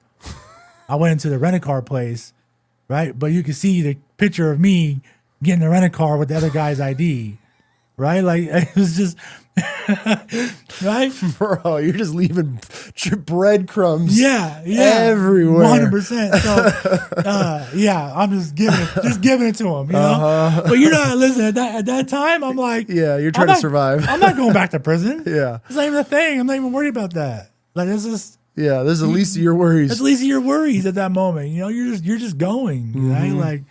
Like, so they're like, she's like, you don't want to go to trial. I'm like, okay. So right before we end up getting, I was like, I'm gonna go to trial. If you offer me 20 plus 20 and that's your deal, I'm going to trial. Yeah. I'm not gonna sign a piece of paper that says 20 years plus 20 years. No. No way. I don't care what I did. Yeah. It doesn't matter what I did. I'll take their chances. Yeah. And so right before trial, she comes in, she's like, hey, we have a deal. I said, what? She goes, we'll move you. If you plead guilty, they'll move you down. So pleading guilty, obviously they want you to plead guilty. You know, they want all the guilty verdicts they could get, right? For sure. They don't want to go to trial. That's money. Costs money. So she's like, if you plead guilty, they'll move you from the 15 to life bracket to the 10 to life bracket. And I'm like, and then but your deal is 12 plus 10. I'll sign right now. In my mind, it was a win. I was like, that's a win. Anything under 15 years, I'm getting over on them. Okay. That's how I felt, right? Okay. So I signed 12. I signed 12 plus 10. I'm like, cool. So I go back. I get back to Ada County Jail. I signed 12 plus 10. But in the state of Idaho, you'll sign and then you'll go to sentencing. So it's different than California. California's all right, here's your time. Boom, get out of here. There, you have to go. Then you'll go back in front of the judge. The judge will sentence you to what he feels works. So then you have another opportunity to fight what you want. Obviously, I was in the 10 to life bracket, so I couldn't get nothing under 10 years. Yeah. So I went there and I was like, hey, I take full accountability. Like, you know, obviously I brought my co-defendant with me, right? Like, this is what it was. I take full responsibility. I made a decision. I wasn't worried about nobody else. Like, I think that was my first opportunity to take accountability for anything. Okay. I don't think I've ever taken accountability for anything. At that point in your life? Ever. Okay. Especially with stuff like this. Like, it still really didn't hit me of what, you know, I'm thinking like, oh, for heroin, I'm getting all this time. It makes no sense. Like, I was like, you know, fuck the system, you know? Yeah. And I'm like, it makes no sense to me. But at that moment, I was like, you know, hey, this was me. And then they gave me 10 years plus 8 years for 18 years. And they gave my co-defendant 10 years plus 4 years. Okay. Right? Because obviously I was, you know, so yeah, then we get, damn, so your boy that was just riding along with you ended up getting 10 years? Sucks for him. So you guys both get put here. Mm-hmm. How did he take that? It's still something that I'm dealing with today. Okay. That's actually like that's I don't know. I'm not allowed to talk to him per parole. We have the same parole officer. So that's you guys have were you guys in contact on the inside? Yeah. Were you guys cool on the inside? Yeah. When we've had those conversations, but I mean, obviously, you know, things change over time, and there's, you know, I feel, you know, I got out before him, and obviously, I'm living this lifestyle. I'm doing these things. Oh, and he's watching. I would love to be able to like be of assistance, bro. Like, and it's hard. Like, and I've had that conversation with my parole officer since I've been out, right? Like, hey, like this. I feel accountable. I feel responsibility. That well, you shouldn't. I'm like, and a lot of people have said that. Hey, don't feel guilty over this. I'm like, I hear you guys, but that doesn't change besides the gang stuff, besides any of it, right? There's an integrity part where I wish, you know, like at the end of the day, like yes, he's a grown man. He got in the car with me and all that, but like, I don't know what his life would have looked like without this. I'm not sure, but I still think that like, as a brother, as a man. I should have been there the day he got out and at least took him to buy a pair of shoes and took him, you know, because he's not from here. Now he's stuck here. Yep. Right. And I can't do it. Right. And so it eats at me, you know? And so I think with time, obviously with time, for sure. When I'm showing that my parole officer is seeing that like, hey, you're handling business, you're doing what you're doing. You're with the right people. And obviously he has to do the same thing. Right. And we'll reevaluate that then. But yeah, it eats at me. I wish I could help him out. Something, right? Yeah. Lunch. Is he still in or is he out No, yet? he's out here. Yeah, and okay. So you can't. And due to your parole orders, you can't. And we talk. It's a wrap. Damn. So that probably puts a little bit more, I don't want to say pressure, weight that you're feeling, because here you are, and we'll get into life afterward and how you're thriving now. And then you can't even help homie out and be like, yo, come along with this ride that I'm on. Yeah, like I'm like these job opportunities I'm getting and doing the things that I'm doing. Like I'm a project man, all these things, bro. And it's like, you can't go to your parole officer and be like, I already have. And I get where he's coming from though. For sure. So it's like, hey, this is somebody that you live that lifestyle with, like, okay, right? Like not only, he's not just some like, you guys are from the same neighborhood, you guys are all that, like. And I guess statistically speaking too, if you looked at numbers, that's probably the last thing you want to do is get reconnected with anybody from your previous life getting out, because then it just helps you get wrapped right back up into it, which obviously is the last thing you ever want to do. So I get it. I get the system in that way. The data behind it, obviously.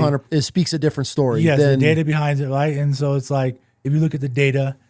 I get it, yeah, right? for sure. So, yeah, that could be, but I see where you're coming from too, because you still have this sense of, or this guilt. My fault. I'm with you. I respect that for sure, because if I ask somebody to do something from right and you'll hop in, let's do this road trip, and they're just there for the ride, then they end up getting caught up in that situation, and 10 years later you want to be like, yo, let me help you. I mean, and like I said, like it happened before and it happened again. Yeah. And so it's like, I'm aware of it now. I'm looking at it, right? And like, I'm not saying that both individuals were innocent in any sense of during those moments, but still as a man, like, for sure. I'm like, man, I mean, like, yeah, at least I don't think I owe them anything, but I want to be able to be of service. I want to be able to, you know, I've built these connections and done these things. Like, hey, these are available for you. Yeah. What you do with it is on you, of course, right? But they're available for you, and hey, it works. Here you go. Yeah, and I can't do it. So it's just, it's been eating at me a little bit, right? For sure. Recently. Yeah, this is all recent stuff I'm dealing with right now. Yeah. But I'm working on it, definitely. When you ended up getting put in Boise, you're obviously big into meth. Were you using on the inside? So, no. Even in California, I never used drugs in California. And when I got to Boise, so I got to Boise and obviously went straight to doing what I do. I'm from California. People from Idaho, like it's one of those things, like you're a California boy, you know what I mean? Like you gotta extra prove yourself here. You know? Oh, really? Yeah, and what I mean by, like, earlier I was telling you, here there's so many, I've never seen so many white people in my life. I was like, oh my goodness. Idaho, bro. Yeah, and especially in the prison system. I'm like, this is crazy. I was like, but yeah, there's so many white people that we take it for granted. Oh. And that's why I meant to you, but you asked earlier, like, hey, can somebody just come here and just do their time? 100%. In certain states, in certain prisons. Here 100%. There's people here that have been down for 30 years and they've been doing their own thing for 30 years. Right? Like, and but you go to a big metropolitan area, it doesn't play those rules. Yeah, it's just different. It's a different type of environment. The lay of the land's different, you know? But here, in the beginning, I went straight to it, right? Putting in work, doing what I did in the prison system, and building unhealthy relationships with staff, just because I was a fuck you, me versus you, us versus them mentality, you know, straight to it, right? That's what I don't talk to you guys. I don't break bread with you guys. I'm gonna give you a smart ass answer with the COs. Yeah. So you're doing everything. You're just rolling right into the typical. Fuck the system. Everybody's against me. I'm going to make your life as miserable as possible. 100%. You know, and I think that's so. 2016, going into 2017, I'd already put in my first piece here. Got level 1 enhancement, which made me close custody. What does that mean? So close custody is like max. Right? What'd you do to get put in max? You have close custody, you have medium, and then you have minimum. Okay. So close custody is your max. Obviously violence, right? Okay. STG violence, gang violence. What's the gang? Okay, so what's the difference of the gang violence in California versus Idaho? It's still violent here. People are always like, oh, well, in California, I'm like, well, don't sleep on them Idaho boys. Don't do it. Like you'll have dudes from California come here. They're like, oh, I'm from California. This is how we do it. I'm like, okay, cool. I'm from California too. That's not how we do it. I'm like, but you're not in California no more. Like you're here. Yeah. That's what I hate it. People are like, oh, well, that dude's from California. I don't care. Like what? I mean, shit. Because yeah, most of them are like, well, in California we would do it like this. I'm like, well, you're not in California no more. What's the biggest difference though? I don't think there's ever been a racial struggle here. Okay. So people like, we don't know how, like as white boys we don't really know how to do certain things. There's never been a racial struggle. You never had a struggle over that, so you don't get it. Like, you mean? It's like. So would it be hard from a white boy going from Idaho to a California system? It would probably be a big culture shock for sure. But like I said, people think, oh, there's gangsters everywhere you go. And people try, like I said, people try to underestimate certain states. There's tough dudes everywhere you go. So, me being in Idaho in the beginning, I hated it. I was like, fuck this place. Why? Just because you're an outsider. If I was home, I'd be, Like I'd be in the mix. Everything's in my hands. This is what it is, right? Like I'm running the show here. You're an outsider. So in the beginning, it was one of those things. Like, oh, fuck these dudes. I wish I was home.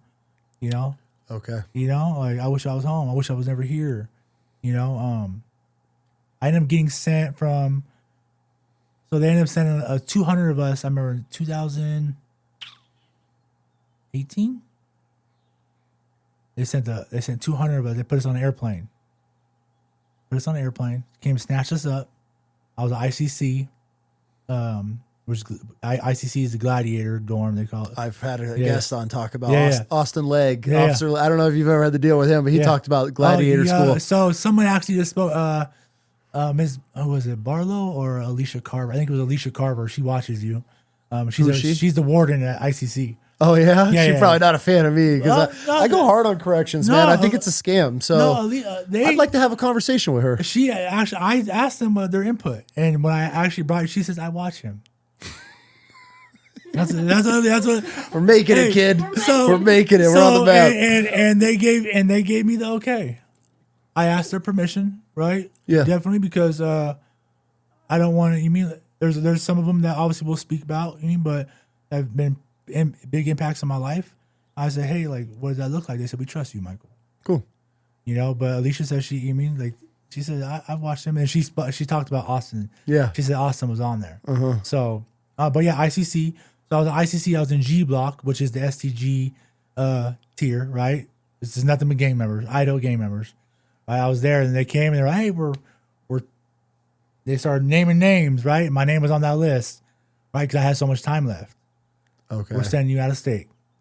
To where? I went to Texas. How was that? We started in, so they said, hey, pack all your property. And in prison, people think, oh, like, we get a lot of property. Like, I'm talking about, like, I probably had like 7 boxes of property. In your room? Yeah. It's just books, paper, Everything. what is it? Yeah, anything commissary shit? That becomes your life. That's your whole world. That's your world. Yeah. And people don't realize your pictures, your little alarm clocks, everything. Your shower shoes, everything. It becomes your life, right? They said pack all your stuff up, and then pack one little box, and that you're gonna take with you to this place, and the rest will get to you later on. We're like, and they said no electronics, no, it's because we have TVs, we have our little TVs. So no electronics. And I'm like, okay. So I packed this stuff up. They put us on the airplane. It's a little box. Had a couple little pairs of clothes in there. My tablet. I have a tablet in there, right? And they put us on the airplane and shipped us off to. We flew into San Antonio. All right. Yeah, we fly into San Antonio. Right, we're in our paper jumpsuits, belly, black box. Right, get there, and they drive us to a place called Karn City, southeast of San Antonio. All right. We roll up to this place, right? And this place looks like it was Geo at the time. It was a private prison. It was called Geo. Well, you walk into this place and there's no windows on any of it. Okay, we just came from Idaho. You're spoiled in Idaho prison system. Okay? Kind of chilling here. Yeah, you're definitely spoiled, right? So we get there, and we're walking through the hallways, and it's already all filled up. And it's a federal holding spot. So you got all the Texas boys, right? All the Texas gangs and Don't everything, play. right? And you're walking by and they just see a bunch of white boys, right? Walking through. They're probably like, what the hell is going on? But this place was the dungeon. Why? They put us in these holding cells, and you had one little slab window in the back, right? A little slab window to see anything. And that place, we had nothing, right? We went from having all our property to nothing, right? And so what do? We buck back. We're like, because we have rights. You might not think it. As a prisoner, you have rights. Okay? And there's a certain SOP that has to be followed. Okay. Right? Some people know them better than others. I mean, right? You have those guys who know all the every SOPs, book, yep. have it all down to a T. And so the first thing we do, we start bucking back. Right? We're like, all right, like this is what the fuck we want. We don't get it. We're gonna buck back. And I remember we all masked up, popped all the sprinklers, flooded the whole place, and we sat there. And the warden there, he was an old cowboy, right? We flooded the whole thing, threw the TV out but they had a flat screen in the wall, throw it out the thing, broke it all in the hallway, and we're all sitting there waiting for him to come. He comes down there and it's flooded. He's walking up to his knees, and he goes, "What are you Idaho boys doing?" We're like, well, "We have rights. We don't know what we want, but we want something, you know." I want my box. Yeah. We're like, dude, well, we all this stuff. We just went from having everything. We're stuck here. What do we do for the, He's like, man, all right, we'll make up a list of what you guys want. Oh, okay. So we started making up these lists of what we want. Okay. Now we're ordering from Amazon. In prison? Yes. Right? We're ordering from Amazon to this prison, okay? Wait. Yeah. Hold on. Like, he didn't want to know. Yeah. You guys are ordering shit off Amazon to get it to prison? Yeah, because they didn't have so we were allowed property. And so at that moment, he's like, man, like, he's just letting us do what we want to do, He's like, I just don't want no smoke. I don't want no problems. Order what you want, So we're ordering black Nikes, we're ordering Jordan stuff, right? We're ordering all these things. What? Yeah. This is wild. And then the Idaho people are coming to visit, right? Like and they're like, what is going on here? Right? Like, what are you guys doing? I mean, whatever, they can have it, whatever makes them happy. So we were there I ended up getting used to it. We had no TVs, nothing. We're stuck in this little thing. We go out, 120 degrees. I'm doing burpees outside on the on the asphalt. Burning your hands. Blisters on my hand. Mm-hmm. 120 degree weather, right? We're down there doing our thing. Drinking every single day. We're making hooch every day there, making white lightning. Like, how are you making hooch in prison? Walk me through this. Just, get your fruit, grind your apples down, get your sugar right. Usually I like to, you get a pound of sugar from the kitchen, or I like orange sodas. Orange sodas have the most sugar in it. Yeah. Orange sodas have the most sugar. Okay. I use orange sodas with the sugar. Get your kicker, right? You make a little kicker. What's a kicker? Old fruit that's been it's already bubbling fermented? up. Yeah. Oh, okay. Once you throw that in there, boom, it'll kick it off. Oh, no shit. Yeah. And it'll go from you'll taste it once it gets to that wine spot. You can't let it, and if it goes too far, it'll turn into vinegar. And if you let it cook. No kidding. Yeah. What's the most, what's the word I'm looking for? What's the most innovative thing that you learned in prison? How to make orange chicken. You learned how to make orange chicken in prison? Mm-hmm. How? I get down. Yeah, walk me through this. So you use pork rinds. Right? Okay. So, I love some. So you're taking pork rinds, right? Take about 5 grape jellies. Put those in there. Massage it. You got to massage it. You don't want to break the pork rinds down, right? Massage it, right? Then you're going to come. Then you're going to use orange juice, or you could take like a Kool-Aid pack, just a little bit, put it in, and then you pour it in there. It's going to soak it up. Your hot sauce, whatever you want. And then once you fold it up, the pork rinds, take it soaks all of that in. So that's your sweet and sour. Okay. Right? Then you go chop up some sausages. You chop up some sausages, jalapenos on top of some rice. And when you take that after that pork rind sit for about an hour, you put that on top. That's your Chinese food. No kidding. And those pork rinds, they taste just like orange chicken. No shit. You know? That was your favorite thing to make in there? I loved it. What else? Everybody knows me for it. So I had a different name for it. I had a different name for it, but I'm not gonna say it because it connects with my neighborhood. You know what I mean? Okay. But somebody actually just wrote me a message from prison.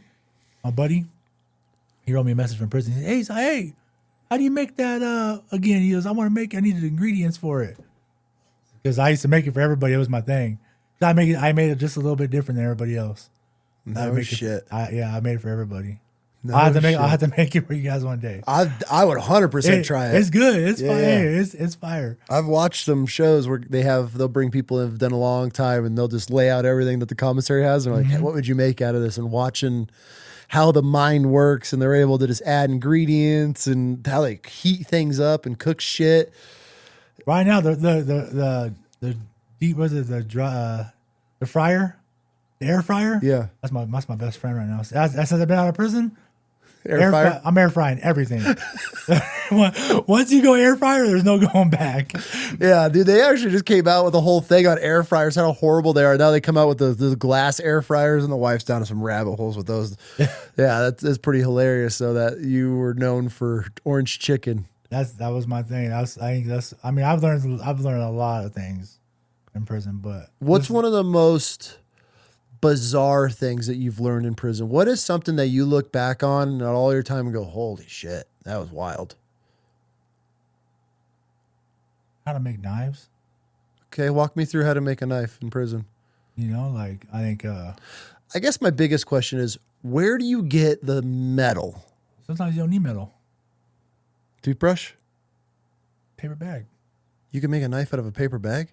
Have a plastic bag. How? Melt that thing down. Oh, and you just tap it every time it gets warm, and you just until you have a tube or Yeah, it's as easy as that. Look, I just said it. I said melt it down. You already know how to do it. you just get it just enough so it sticks, And then it turns hard. and you just roll it or what? Yeah. Once that thing turns hard. No, and you just sit and file it on the floor.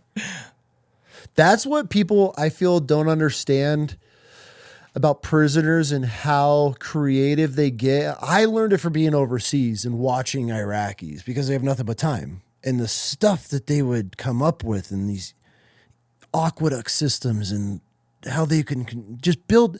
And everybody's like, how do they figure this stuff out? I'm like, bro, they sit here for fucking thousands of years over in the Middle East, just rotting away in the sun. They got to figure shit out.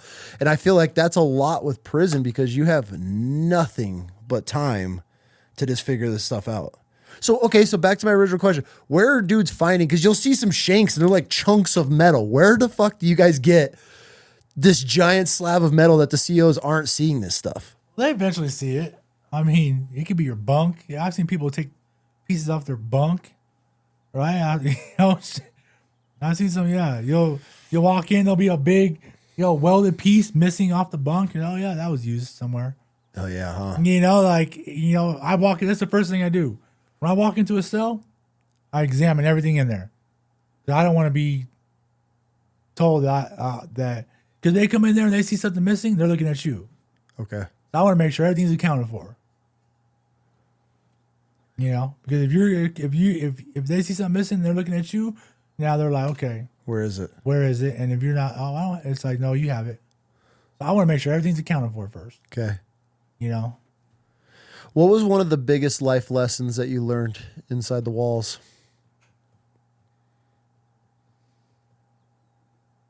Accountability. Yeah. With yourself? Just with myself and understanding accountability, bro. I think so. When we were in Carnes, right, and then we ended up moving from Carnes to Eagle Pass, Texas. Why? That's where they moved all of us from Idaho to Eagle Pass. Eagle Pass was a bigger facility. Okay. So we get to Eagle Pass, and you talked about drug use. I started using there. Oh, inside? How are they getting it? How are they getting the drugs in? Every staff member especially there. We're right on the border. Eagle Pass, Eagle Pass is all over the news. Mm-hmm. That's where all the immigrants are coming over the border, right there. We can literally see from there. We could see Mexico, the border, from the yard. They had all those Idaho inmates there. Okay. And we're going. Most of the COs there are coming from. They're from Mexico, coming over the border to work and go back to Mexico. It was a private prison. It was still GEO.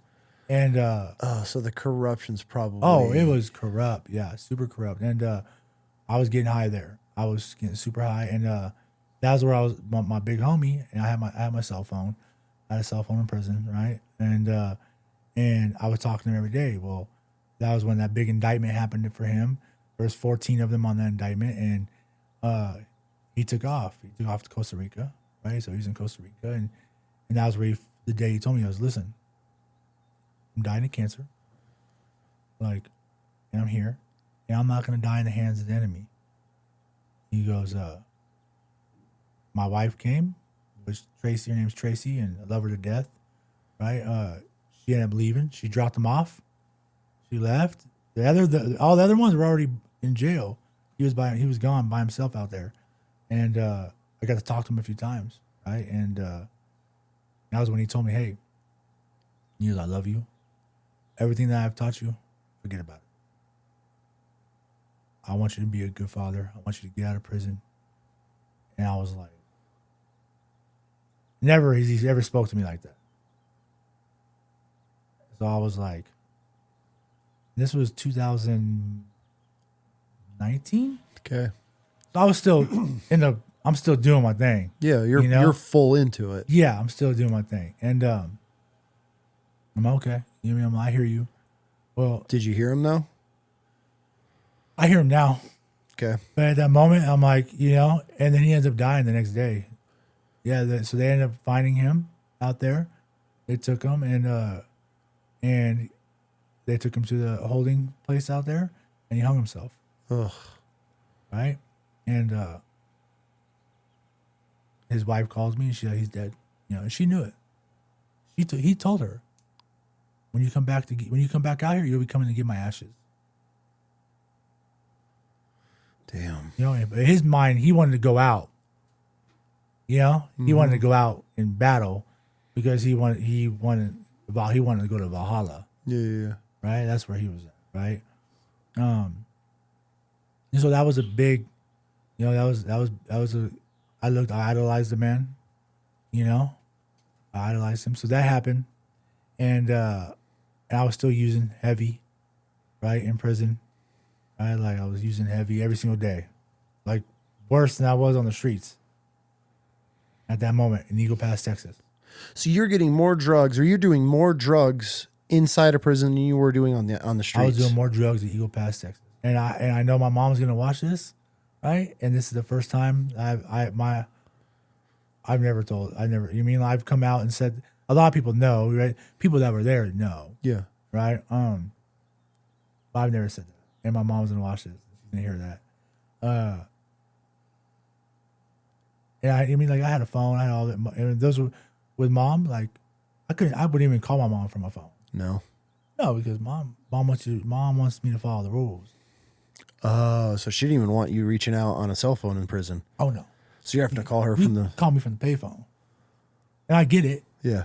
You know what I mean? Because you're obviously, I get it. You're doing something. You mean I could get you in, and you're supposed to be, so at that moment, like, I look back and I'm like, she's right. For sure. I talk about, I want to be there for my son, and anybody, right? All these people, all of us, people in prison always say, oh, what's your number one value? Oh, my family. But then we're doing things in prison to keep you away from keep you away from your family. So how is family your number one value? So how would you answer that? What was your number one value in prison? Looking back on it now, what should have been your number one value? What should have been my number one value? Yeah. God. I wasn't expecting that. But God wasn't in my life at that time. Facts. I thought I still had Thor's hammer around my neck. I thought I was a warrior. I thought I was going to die in Valhalla.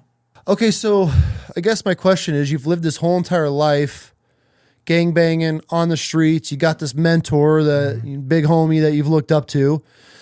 You get a call from him telling you to forget everything, raise a family, do the right thing, and then the next day he dies. How did that set in? You're deep into this system, and you're hearing your mentor that's raised you in this along with your dad tell you like, yo, dude, this isn't the life. How are you processing that? So I still, like I said, we're still in Eagle Pass at that moment, and I was still like heavily using. Okay. Then I met this girl on Facebook that I knew from San Diego. On Facebook while you're in prison, Yeah. you're scrolling Facebook. Okay. So I had seen this girl. This is wild. Right? I seen this girl that when my stepdad was in the Navy and he was stationed in San Diego, there was this girl that from the 6th grade, I ended up connecting with her. And she's so she sent me this picture of me and her as kids that she had for 20 plus years. I was, oh man. So I started getting to know her, and like there was some like, there were some feelings there. Okay. Right? Like I've ran game and done things, right, for years, right? Pen pals, and that's what we do in prison. That's what, so I started talking to her, and then there was a little bit of like change, right? I was still dealing with some things. I was still using. People were reaching out to me that were, my big homies, and well, this is what it is. This is what we're doing, and I'm like, yeah, oh, okay, yeah, 'cause I'm still living that life. Yeah, I'm still living that life, and we end up.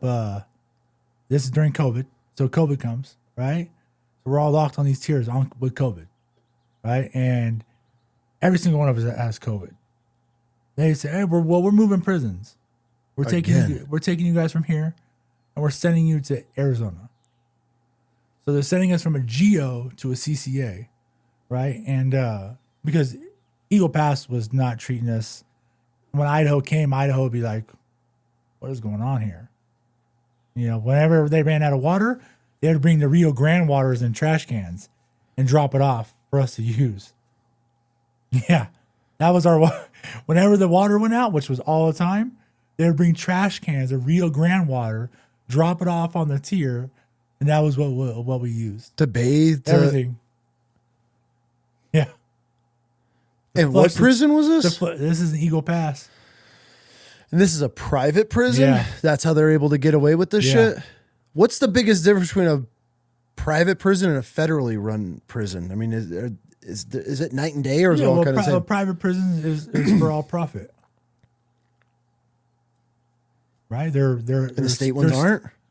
They're storing. I mean, they're making money off every state. Every state's paying private prisons to house their inmates because they're overcrowded. So, I mean, if you were a bet man, put my money. I mean, like, that's where the money's at. They're putting their money in these private prisons, and they're making profit off housing inmates. So you're just used and abused in the system. Mm-hmm. Why are they moving you guys around so much? Because contracts. So, like, I mean, if there was a breach of contract, they weren't fulfilling the contract that they told Idaho. Hey, this is like, we need you to take care of our inmates at this level. Yeah, and they weren't. What was the point of Idaho getting rid of you originally? Because they're overcrowded. Oh, so that's how it works. So if Idaho's a little bit overcrowded, then they will get a number of guys that a prison in another state can house, and they just off you go. Then now they're just shuffling people around constantly. Yeah, like right now they just sent 200. I don't know how many they sent out. They sent out another few hundred people to Arizona because they're overcrowded. Interesting. Okay, so back to Big Homie. Tells you everything. Now you're getting moved to a new prison. Where does this change where you're I don't want to say the aha moment, because I don't, unless it just clicks for you one day and you wake up in prison like, okay, I got to get my life on track. Where did it start to turn for the right? So when I get to Arizona, and no more drugs. Okay. I get there, I'm kicking drugs. How's that, kicking drugs in prison? I mean, a lot easier than the streets. Okay. I mean, you're just in your cell, right? Like, I kicked drugs there. And there was a moment where my mom was like, hey, like, I just want to see you do one thing. Right? I'm like, well, what's that? She goes, I just want to see you get your GED. I've been asking you for years. Yep. Get your GED. I was like, oh, well, I'll try. Well, remember, now I'm in this Arizona prison. Remember what I told you when I was in California, I was in the Arizona prison. Mm-hmm.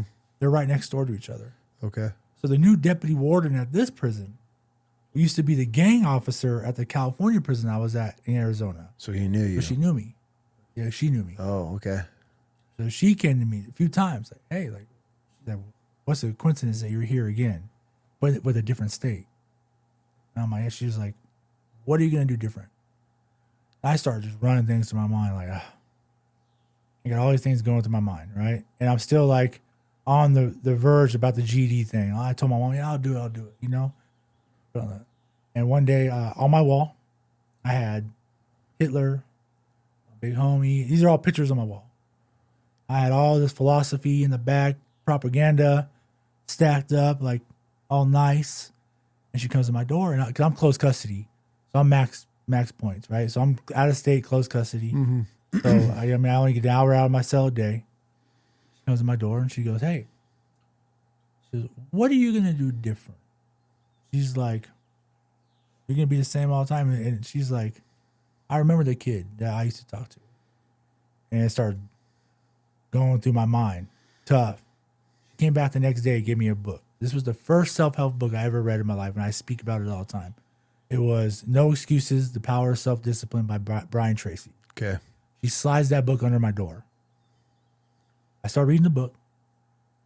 3 days later, I rip everything off my wall. I take all the books out. I take them out to the day room, and I give them to everybody.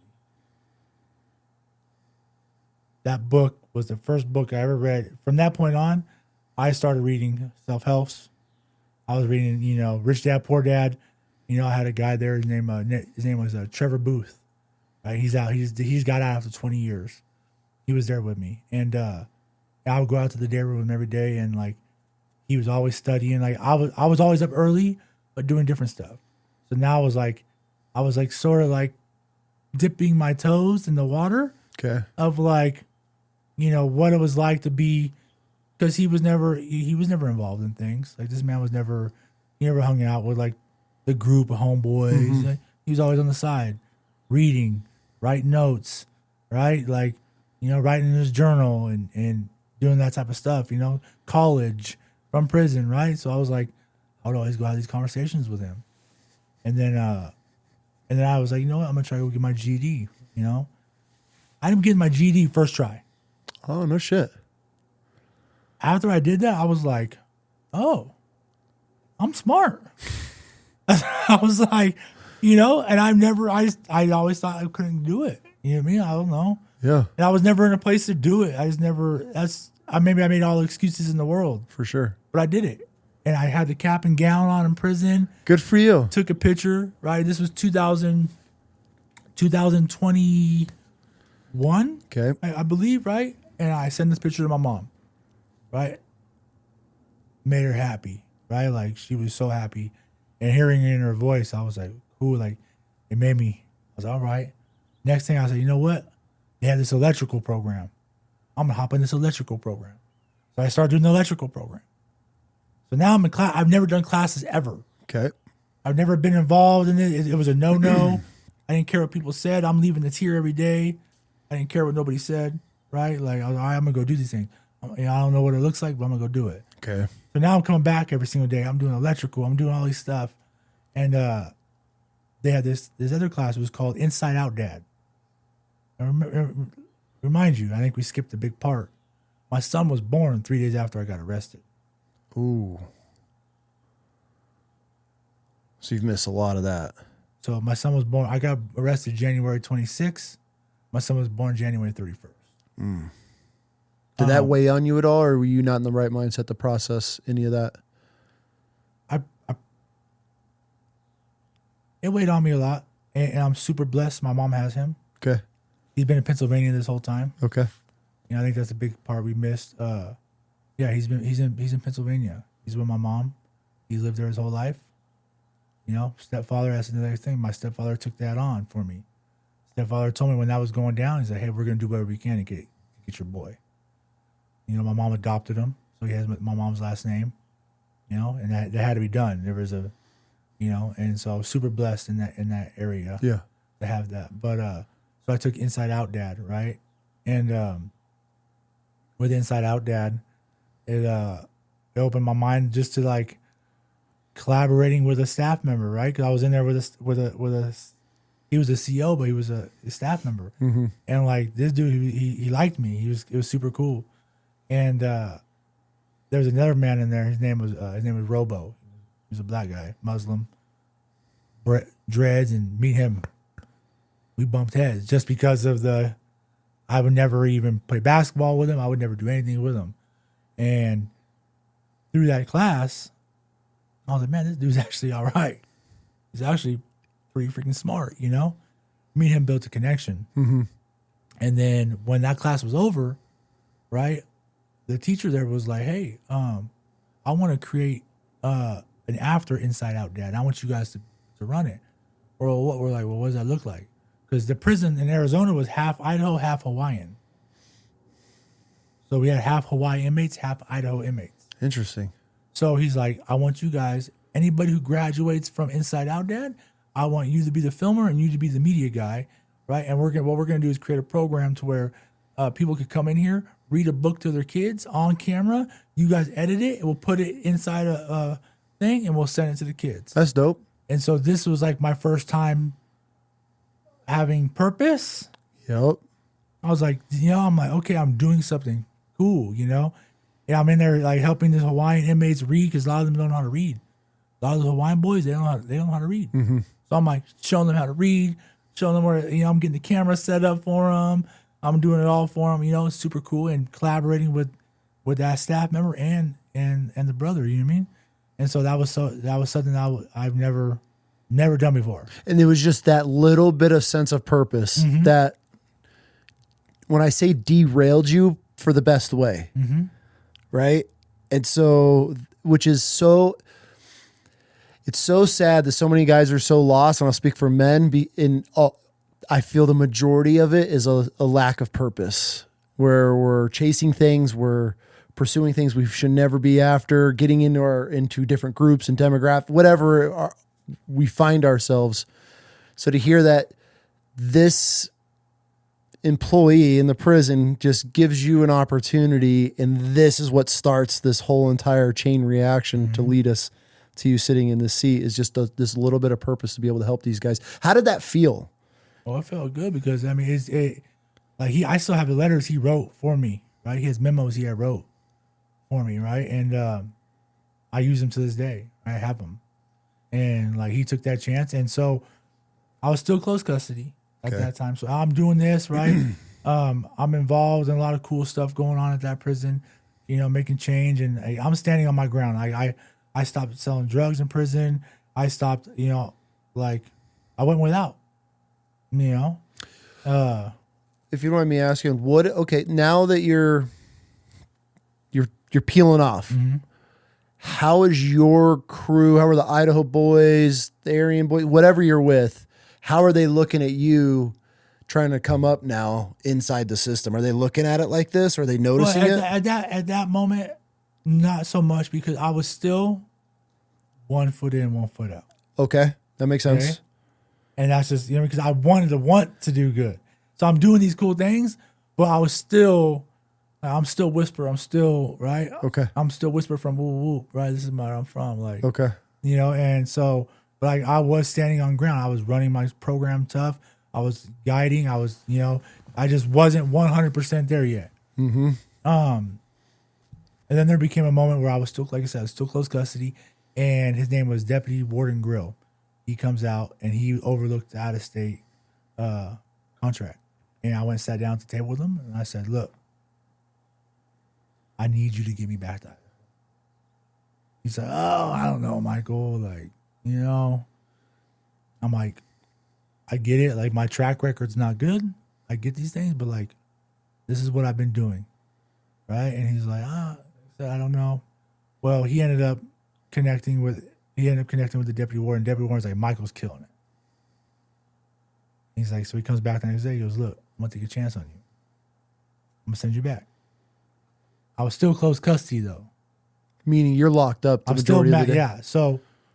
So they put me on the plane. We took a bus back. Oh, God. That was a 36-hour bus ride. In cuffs? Black box. How does that feel? Dude, I literally thought I was going to die. There was a moment on that bus ride where I thought I was not going to make it. Why? Just just pain? Oh, yeah. You're in pain. You're just, you know what I mean? And just, the bathroom, all of it. It's The only reason I asked what that was like is because, and I'm not comparing anything, but I've taken military flights like kitted out where you're stuck and you're crammed and you're holding gear or weapon, whatever. And you're sitting for hours and hours. And it is the most uncomfortable pain. Your back, your things start locking up. It's not like you could just get up, stretch your legs and move around. So I'm not comparing my time in the military to being fucking belly cuffs and I don't know if your leg restraints at that point or not, but you got it's miserable. You got the leg restraints. They're biting into the back of your skin, and then you're probably chained to the floor. Do they have the loops on the floor of this one or no? Chained to the floor, but you're in a paper jumpsuit, no socks. Right? So that cuff is just on your ankle bones. For 30-some hours, you're just miserable. And they ain't stopping if you got to piss. No. Are dudes just pissing themselves? They have a bathroom in the back, which is nasty. Oh. Okay, so just as an outsider, when you're taking this ride, this 36-hour ride back, you're probably excited because they're trusting you. But on that ride, is there a come to Jesus moment where you're just thinking to yourself, God, this sucks. Like, I'm never doing this shit again? Or is this just part of your life at this point? I mean, no, there's a moment where you're like, this doesn't make you not come back to prison? I don't know what will. Okay. There's a bunch of those though, but yeah. You're like, I don't know. You know what I mean? Yeah. But yeah. So I get back to Idaho. Okay. And I go straight to the hole. I'm close custody. Oh. So they send me to the yard, which is ISCI. It's the yard here. Yep. Okay, there's ICC and the ISCI, they call it the yard. I get there, I go straight to the hole. And I'm stuck back there in the hole for months. That's close custody, right? But I got my property back there. They didn't give me my property, right? And remember, I gathered all that cool stuff. So they kept it all? And some of it, because some of it's just, you can't be having. The one cool thing I had was I had a 19-inch TV. Okay. And so the normal TVs are 13 inches, and they're clear. Mine was a 19-inch flat screen RCA. So it was like, I was like balling with that, prison balling. But most stuff they took, right? And it is what it is. Yeah. As long as they don't take your pictures, those are things you can't. Those are things you gather over years. Some of those pictures will never be replaceable For sure. But yeah, so I get back, I'm back there the whole time. And so now I'm back there. And in this time, there was a guy, his name was Soup. Back in the day, he's called him Soup. He's been down 20, at that time, it was 20 years. Right now, he's at 22 years. And he been one of them dudes the whole time. And what I mean by one of them dudes, like giving staff a problem, a problem with in the institutions, and then on my eyes, a good way, right? And I had heard over the grapevine, like, hey, like, he's killing it. I'm like, what do you guys mean? Like, changed his life. This is what he's doing. He's at the farm right now. And I'm like, how do you get to the farm? Like, because the farm's where you get to go out on work release, right? So the farm, they have work release there, but it's minimum security. Yep. Right? It's opened up, right? And I'm like, how's he over there? But you're watching a dude that's been fighting the system his whole life, locked away. Now he's making moves on the outs. He's Yeah, and he's part of the peer mentor program. I'm like, peer mentor program? What is that? I don't get it, you know? And they're all, well, you'll see, like, so they're all just writing Noelle Barlow. I'm like, so she was the warden there. I'm like, Those writers. So I'm writing her letters. Hey, please, like, give me an opportunity. This is what I want. Because I want to do good. I want it so bad. She said, well, once your points drop, get at me. Like, that's not a good enough answer. I'm writing back, like, no, like, and this is what I want. I want to be a part of these things, you know, that you got going on over at your facility, you know? And so one day, like, I am getting rolled up, right? One day they roll me up. They're like, hey, you're going to the farm. Just like that. Just like that. I'm like, what? Pack my stuff. I show up to the farm. The first day, I roll up into the chow hall. And that point, as soon as I got there, I was like, look, I'm going to find this dude. I'm going to find this guy. And I want what he has. Right? Because I heard, like, I walk up to him in the chow hall. I said, hey, bro. I said, I've been hearing about you for years. I've never been around you. I was like, but I heard that this is what you're doing. I want in. He's like, you sure? 100%. Not even the next week, I'm facilitating Today Matters by John C. Maxwell, right? He throws me right into the fire. He goes, you want it? Okay, cool. I'm going to show you. This is what we do. You know who John C. Maxwell is, right? Mm-hmm. I'm facilitating a John C. Maxwell class. Never done nothing. I'm in this group of individuals. I'm facilitating a class. I'm like, I have no idea how to do it. You know, I'm reading the facilitator notes on this book, right? This man threw me into the fire, right? I'm like, oh my goodness, you know?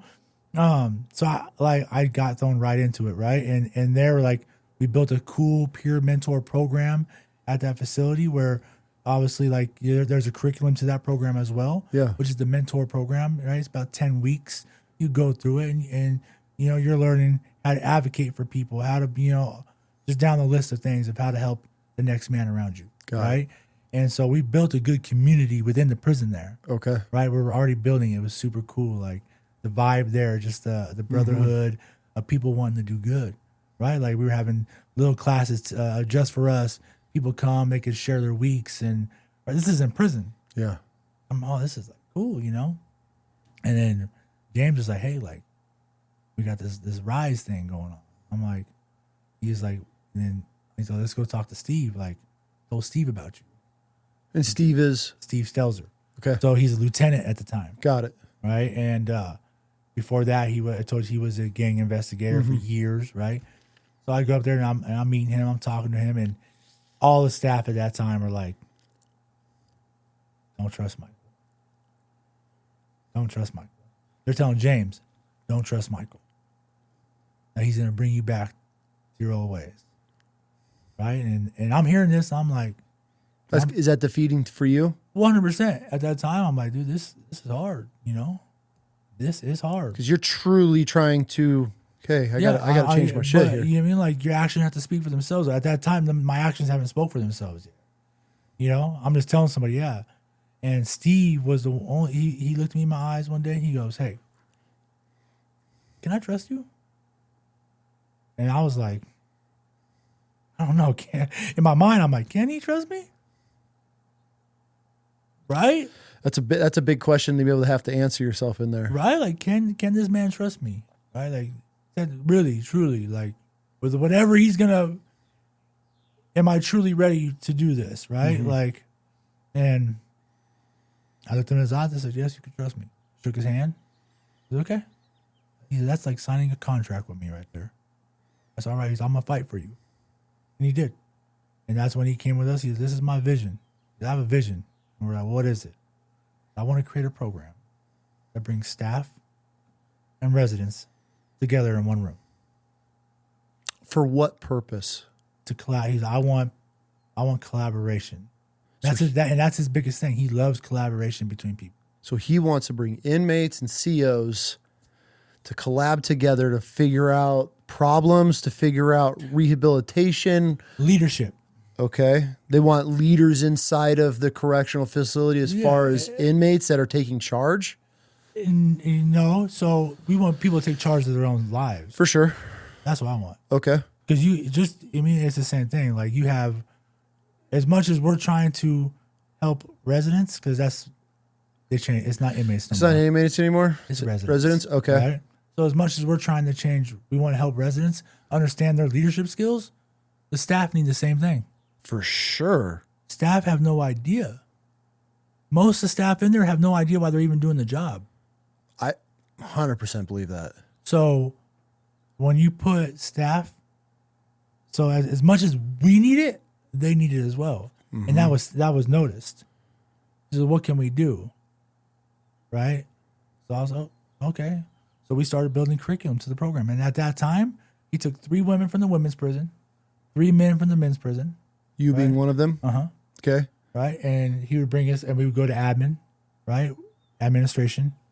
And we would collaborate on whatever ideas we had going on. Right? Let's brainstorm. What does this look like? And all we were working with at that time is books.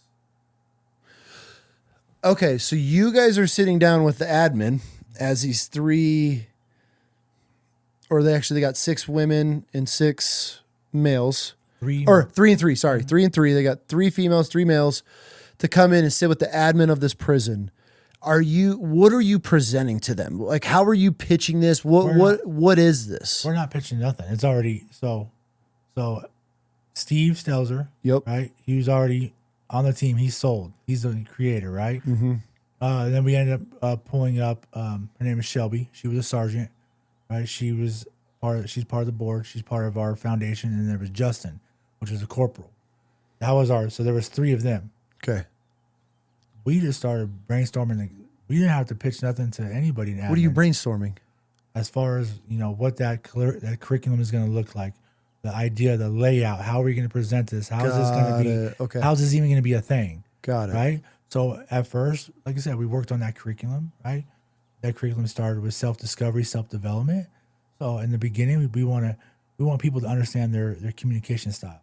Mm-hmm. How do you speak, right? We have a thing is brown, blue, green, and red, right?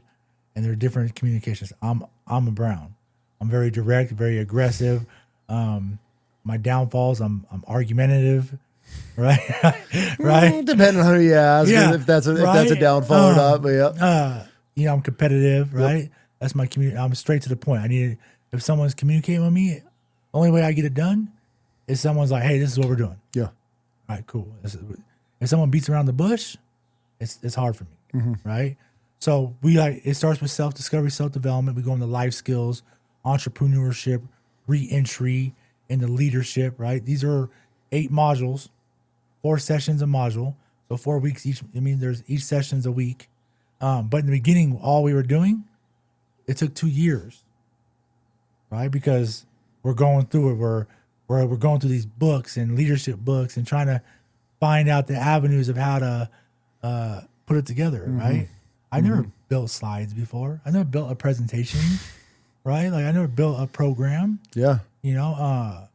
But thank God I had the ladies there, and that was where the God thing started coming into play. Okay, how so?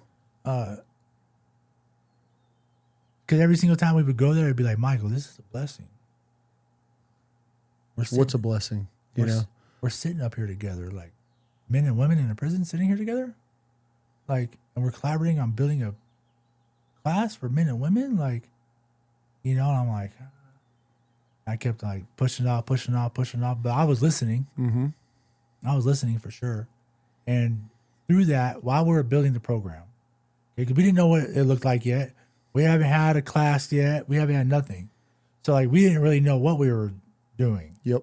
Right? We're just building a curriculum for a program that's supposed to benefit staff and residents. Mm-hmm.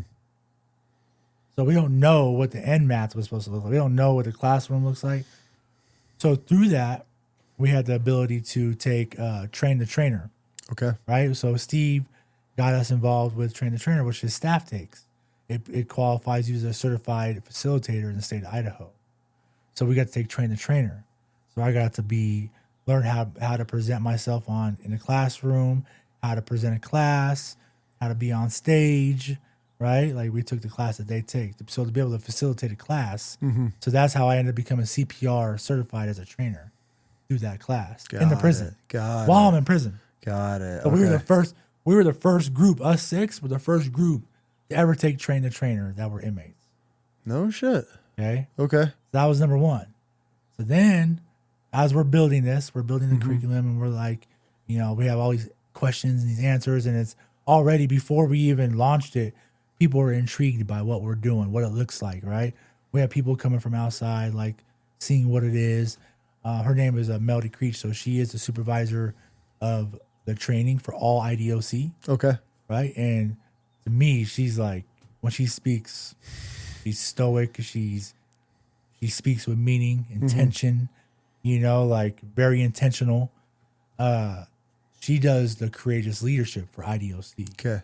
So to be able to promote in IDOC, you have to start with emerging leaders, leadership 100, 200, and then 300. So to be able to even promote to a corporal, you have to at least take like emerging leaders 100. To be able to become a warden, you have to be all the way to 300. Okay. Well, there's people that have been in the department for 15 years, and you have to want it. You have to sign up. It's a want, right? Yep. Not a lot of people have that. Me and my board of Rise, we've taken all the way to 300. Oh, no shit. So we graduated emerging leaders, leadership 100, 200, and 300. Right? So we had that blessing to go do that while we were incarcerated. Yeah. Right? First ones to ever do it. Good for you. Through that, we started taking some of those, right? We're like, okay, like this, like crucial conversations, like emotional intelligence, all these things that we're learning, like, can we pick some of these? And so we started implementing it in some of while we're building this program. Oh, so you're using your advanced classes that you're the first ones learning this stuff in it. And then as you're going through, you're thinking, oh shit, this is actually really good curriculum. And then you're just putting it into making it your own and building out those courses or different tiers of that. No shit. And without disrespecting the copyright on theirs, right? But yeah, because we want to create a program to where that Rise is just as meaningful as taking Leadership 300 as a correctional officer. Yes. Yeah. Fuck copyright. Like, who cares about that? If it's benefiting whoever on the inside, yeah, I don't think anybody's going to care if you guys pirated some curriculum to use for your own. So while we're building this, I'm building relationships. Right now, I'm building relationships with staff. Right, and at that time we had Noelle Barlow, she was warden, and then we have Alicia Carver as deputy warden. Right, and there's a piece of advice Alicia Carver gave me: take life on like a buffalo. She goes, don't ever back down to nothing. Take it on like a buffalo. When the storm comes, you go at it. Yep. Right? And I'm like, okay. And I started building relationships, building rapport with them, right? And there was a little bit of trust. Like one day Noelle came to me when she was very skeptical of me. And she said, hey, like, I'm proud of you. Because how often did you hear that as a kid? How often did your dad tell you that? Not often, and not because maybe he didn't. I never put myself in situations to do things to really be proud of. That's what I'm saying. So to be a grown man now, making a difference, actually applying yourself, and then reaping this reward to have these deputy wardens and all this stuff now putting a light on you for what you're doing and building a trust and educating yourself and helping with this program. That's about to be a pretty cool moment. And especially coming from her, because she doesn't, you can never read her. Okay. She's one of those ladies that's like I wonder if she's mad at me or if she's not, So when she gives you a compliment, you're like, yes, so obviously hearing that from her was big, but the relationship I was building with Steve at that moment was very big. There was a question asked to me, and I spoke about it earlier. Who do you see as a leader? And I couldn't give an answer. I had no idea. I'm like, I don't know. Like, I can think of a bunch of negative people. They're like, no, like, you need to think of one. So it went a few months. And one day, it was my first time leaving. I was incarcerated on minimum security. We could be with staff. We went and did a job fair at ICC. Okay. Right. And then from the job fair, he said, hey, we're going to go out to eat. And so it was my first time leaving prison. So we leave, we go into town. So I'm in the van with him, me and a few other buddies. I'm with Steve. And we get to Albertsons. And I'm standing in Albertsons. It's my first time out of prison, right? And I'm like super shocked, you know, and I look at Steve and I go, and I started tearing up a little bit. Like, I want to let you know something. He goes, what? I said, I look to you as a leader. And he looked at me, he goes, you serious? I said, yeah. You're a leader to me. And I was shocked because, like, he's a lieutenant of a prison. Yeah, here you are. And I'm telling this man he's a leader to me. Yeah. Right? But, like, he does. Like, he leads at a high level, right? And at that moment, that's, because obviously you have moments in life where people are leaders to you, right? Mm-hmm. But at that moment, like, the things he was doing with us with Rise and putting the trust in us, and when everybody around was like, don't do it. Yeah. He was like, yeah, I'm gonna, you know, I'm gonna take a chance on this guy. You know, and it showed me, like, because you have to do that in life in general. Sometimes you have to take chances, you know, and it might backfire on you sometimes, but sometimes it's going to pay out, you know, and it did. Like, he took that chance, and I built so many relationships and reports with people because of him. He put me in a position to where now I'm like, I have created these things, and like, I'm always aware of myself when I go places, because I'm like, okay, like, I don't want someone to tell him, I told you so. Yeah. I respect what he did for me. It's a good self-accountability check too, knowing that these people put so much trust in you to be able to get to this position to where you are, and then the last thing you want to do is screw this up. Because then now that's a ripple effect, and correct me if I'm wrong, because all the other guys that are trying to come up now, better their life, it almost puts a shadow, throws shade on them, because put all this trust in you, and then now you just shit all over that. So that's a big self-accountability check to keep you in place, because now it's just, it'll be a house of cards. You know, you pull one of those cards out and, you know, it's like, well, fuck, was this program actually working? Should we be trusting these guys? So, and at that moment, like, so I'm there, me and James are, you know, he's my ace deuce, right? Yeah. And I'm dealing, obviously people are like, you know, we're walking compound, we're going to admin, people are watching, right? Like, I had made that decision, like, I don't, you know, I have to, I'm ready for change. Yep. This is what I'm doing, right? Like, I'm going to create change. I'm going to create impact. I'm going to create leaders, because we have all these people that are in prison that don't realize, like, yeah, they've been leaders already in a negative way for so long, right? Like, you're already a leader. It might be in a negative way, but you have leadership skills. Yep. Let's transform it into something positive. And that's what we wanted to do with this program. We wanted people to, some people to build the confidence because they're insecure and they don't even know. Then some of the people who are just leaders already in negative ways, let's transform it into something different. And so, like, that was what we were pressing. But, like, when I was at the farm, when I was there, like, I dealt with a lot. Like, you know, a lot of people just, you know, bagging, you know, you guys are doing this. Oh, F you guys. You know what I mean? It's like, did you start getting, I mean, now that the ball's rolling in this program with, I keep on saying inmates, but inmates and COs, are you starting to get some backlash from the inside the walls, people that you're dealing with? Are they jealous of this, or are they all supportive of it? How's that going? You'll have people who really know what you've been through and have been there with you. Yeah, they'll rock with you. Okay. You know what I mean? Yeah. Someone who's been through the gutter and who's actually been at the places that you've been at, they're gonna be like, bro, that's sick. The ones who haven't are the ones who are running your name to the ground, and that's why they're still sitting there and 100%, making no changes. Right? You know, so while we're doing that, I had a suit in prison. I was walking off compound, right? I was walking off compound, and this is what happened. Like, this is where, when me and James, we would leave compound, we would put our suits on, and we would walk through the prison to the front gate in a suit to go teach class, right? And the reason why I did it, I never wore a suit ever in my life. You know, Steve helped me go get a suit. He was there with me. That's, you know what I mean? Like, and he put the suit on me, and it was the first time I ever wore a suit. And there is,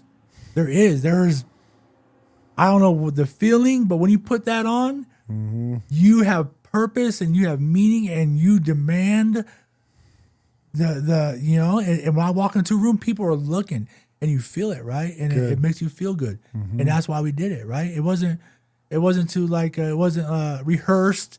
Yeah, some people, we would do like meetings sometimes. Yeah. But, oh, is this rehearsed? And Steve's like, no, like they like to dress like that. And I'm like, yeah, like I enjoy it. I look for any opportunity I can to wear this thing. Well, it's just a level of professionalism, and obviously what you guys are doing, you want to be able to show, hey, staff, we're trusted, we're professionals, we're in this because we see the difference it's making in us. We want this to go to everybody else. Obviously, with this collaboration, this bridge that's being gapped between both sides of the prison system, like it's a pretty important thing. Like you guys are literally spearheading this program and paving the way for everything behind you guys. And so there was dudes. So we had a couple. So while we're creating this, we're doing this, we're going through this motions and dealing with the backlash, dealing with whatever, and yeah, you deal with there was a moment in there where I was still whisper, right? And that was why I told you, like, this program helped me reclaim my identity, right? Inside prison. Because a lot of people will say, hey, I'm going to do good until I'm going to be a gangster until I get out. And once I get out, I'll do good. That's always it. In my mind, like, no, it had to start then. The first day of your rest of your life starts now. Yep. Right. And so I made a commitment. I was like, I'm no longer, Whisper's a past of mine. That was my nickname. I'm Michael. Like, I had to regain that identity. I've been called Michael since I was a kid. Yeah. And being able to call my mom, like, hey, I'm Michael. Like, people on the compound, I'm Michael. Right. Like, that was a big deal for me. Yep. And people were like, hey, Whisper. No, it's Michael. Like, and through this program, it truly has helped me, right? And like the staff members, they're like Michael. They call me Michael, right? It's first name basis, right? You're calling them by their first name. I call Noel, I call Steve, I call them by their first name. Shelby by her first name. Okay, so was it weird or just different when you guys got taken into this program and now you're sitting across the table from a CO and then you're going back to the prison, back to your cell? Are you seeing these COs that you're sitting in a class with just hours prior or the day prior, then have to put on the whole separation? Or were you able to have some sort of communication like, hey, it was great talking to you? Or were you strictly back to the rules when you went back into the walls? So there is a culture change happening within the prisons. You might not, and I know I see sometimes people come on here but in IDOC, people want to, there's a culture change happening, right? From the top down. Okay. So and that's from leadership here. So you mean like Chad Page. Chad Page is your deputy chief of prisons. Okay. And he's big on mentorship. He's big on everything that we do as residents. He's a part of our team. Like, if you met this guy, you wouldn't even be able to tell that he was a deputy chief. Like, he rides Harleys and lowriders, Dixon flannels, right? Like, deputy chief of prisons, right? But like, that man will come on compound and with his dog and he'll shake your hand and sit down at the table with you and chop it up, and do you see that's helping? 100%. Okay, so you're saying there's a shift, a culture. You say culture shift. Would you use the word culture? Okay, so you say that there's a culture shift happening inside the correctional facilities, at least for here in Idaho. What you're speaking on is the culture shift you're speaking of more personal relationships between the COs and you guys, or like what's the culture shift that's changing? It starts from the beginning of when I go there.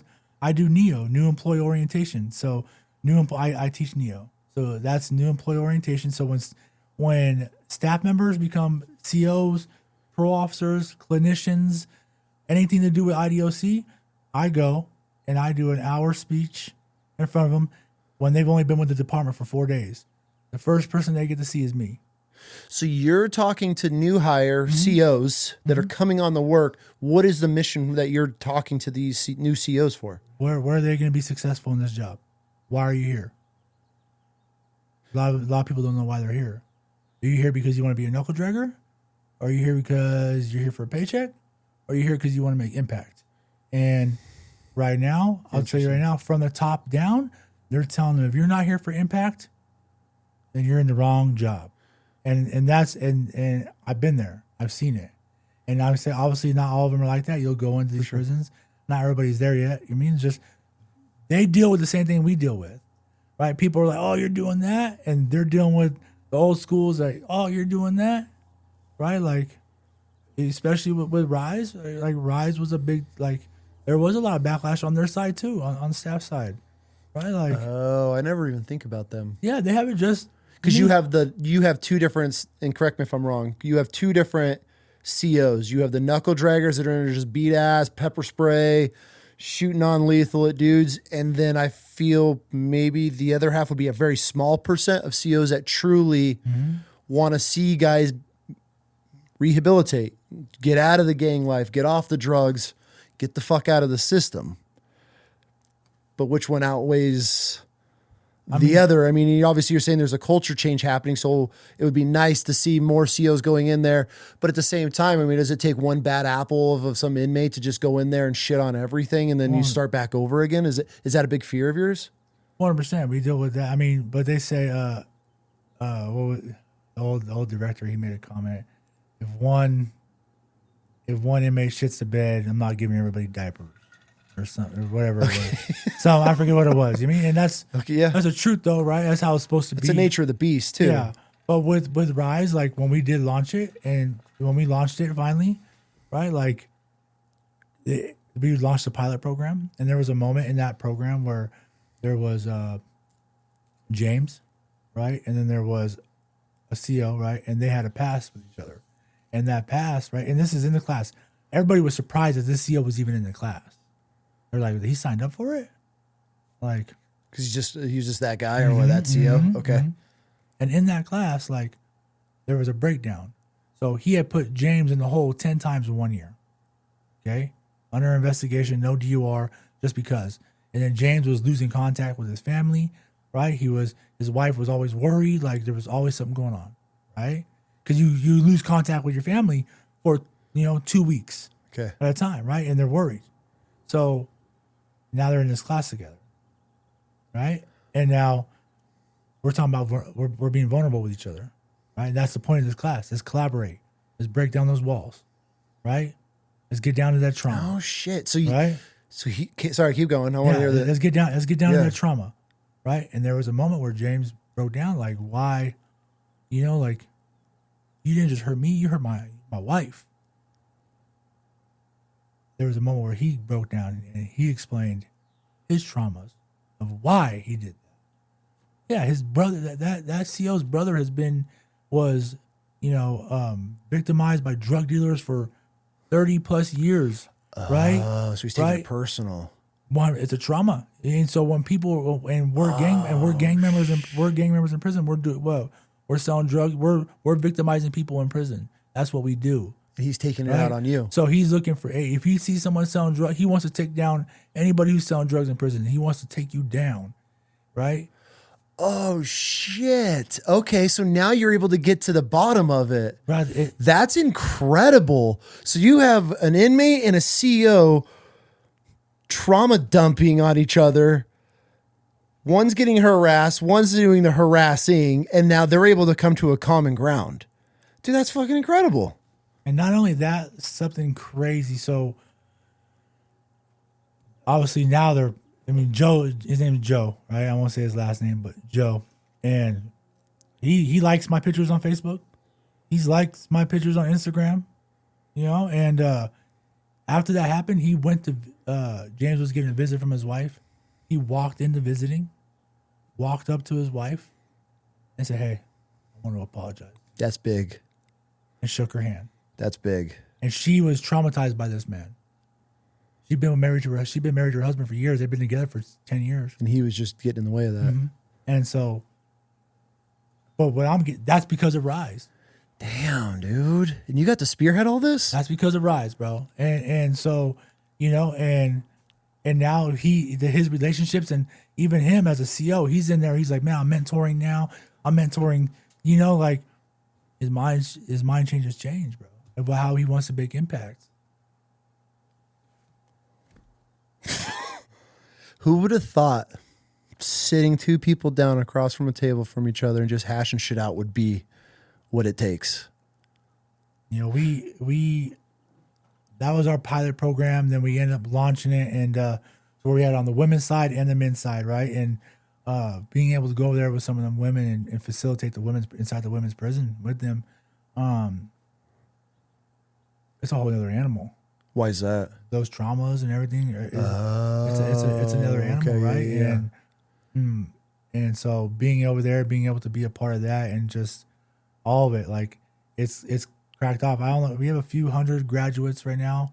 Really? With inside the prisons. Okay. Right. We've had some big names graduate as far as staff go. Like their leadership's bought in on what we're doing. We have other states around us that are bought in on what we're doing. Is this the first in the country that you know of? We like to think it is. We've done the research as far as a fully. So it was created by us, right? We're residents, and so now we navigate who, right? Like we're bringing on other facilitators that graduate, and some of them are staff, right? But most of the time, it's residents that are facilitating these classes to staff. So now you have residents teaching COs. Okay, so if I'm a CO, I'm just going through the system in there. What are you going to teach me? What are some of the, you don't got to get into the details of curriculum, but like what are some of the things that are helping COs be able to connect and bridge this gap between the inmates inside of there? What's going through this? Well, the best part is I guess teaching is the wrong word, so we facilitate. Okay. Right? Because obviously you teach, then you facilitate. Okay. I think the curriculum teaches itself, right? And I think as far as like, it's big because we go over communication styles. We go over, right? Like a lot of the times we don't even understand who we are, right? Like until you really read it and you figure out who you, like when you do your Enneagram, you're doing your personality type. You start reading there, you're like, oh. And then when you learn how to talk to somebody else, that's a different type of mirror match, yeah. Right? It helps you be able to communicate with a team. Absolutely. So as a leader, right? As a leader, so when they're learning these things as well, right? As a leader, how do I can't just like, if you're, let's say you're a blue and I'm a brown, blues work with their feelings a little more, right? They're a little more sensitive, right? They want to make everybody happy. So it's like, if I come at you like a brown, you're not going to take the information the same way. Walls shut down 100%. Yep. Right? Like, so I need to flex to you, right? To be able to get the message across to you. For sure. And then as a leader, that's my job. My job isn't just it's my way and that's the highway. That's not a real leader. Damn, dude, I love this. And so we go into, crucial conversations. That's a big, that's one of ours. We talk about it when you get into emotional intelligence, the difference between empathy and sympathy. I think as a correctional officer, learning that. Oh, it's too, huge. Right? Like I never knew the difference. It was hard. Then I started learning it. I'm like, oh, there's a massive difference. Massive difference. And how you react to things will show you exactly the direction you're going to go with that. 100%. So these are all things that we go over in our curriculum, right? And we do lots of, in it, we're doing breakout groups to where, we're doing breakout groups with teams, and to where everyone gets the opportunity to collaborate. Like, so that's the collaboration part. Then you're teaching back. So it's not only that, it's giving people the confidence to be able to do teach backs, because people need to learn that stage presence. Everybody in prison wants to be, they want to do presentations, they want to do motivational speaks, but they never spoke in front of nobody before. Yeah. So when you give people the opportunity to do that, right, and you give them a platform inside prison, right, you're building a leader. Damn, man. I love hearing. This is why I wanted to have this conversation, because I personally feel, I could be wrong, that our correctional facilities is the biggest scam just to keep these dudes in there. They're not facilitating anything. They're not rehabilitating anybody. They're just letting all the drugs, letting all the crime, letting everything just happen, because that's just money. That's guaranteed money. It's just a revolving door of money. So to see, especially here in Idaho, being, our home state, it's really cool to see a difference being made. Because I've talked to so many CEOs, bro. Like I just had Hector Bravo on. Bro, the shit that dude was telling me offline, like what's going on? Because he's outing a lot of the facilities now because of the corruption. I mean, dude, he made it all the way to lieutenant super quick and got up there and saw how everything was running. He was like, I can't do this. This is pure corruption. So it's great to see. But I also have a hard time seeing this happening in a California system where it's just so chaos. And I'm not saying Idaho isn't, but I feel it's a little, and please correct me if I'm wrong, it's not as controlled, but it's not as just wild chaos 24/7 where you're just waking up hoping to survive that day. Now, these types of facilities and maybe some little hillbilly ass areas where it's maybe a good starting point for this project to be like the perfect birthing place of it, because you get on these personal levels. Because I feel like taking some 30-year gangbanger out of East LA and sitting him down with some CO he's literally his whole entire life is to hate that person. It's going to take a lot to get him to that point to even want to have that conversation, because they look at each other as just enemies.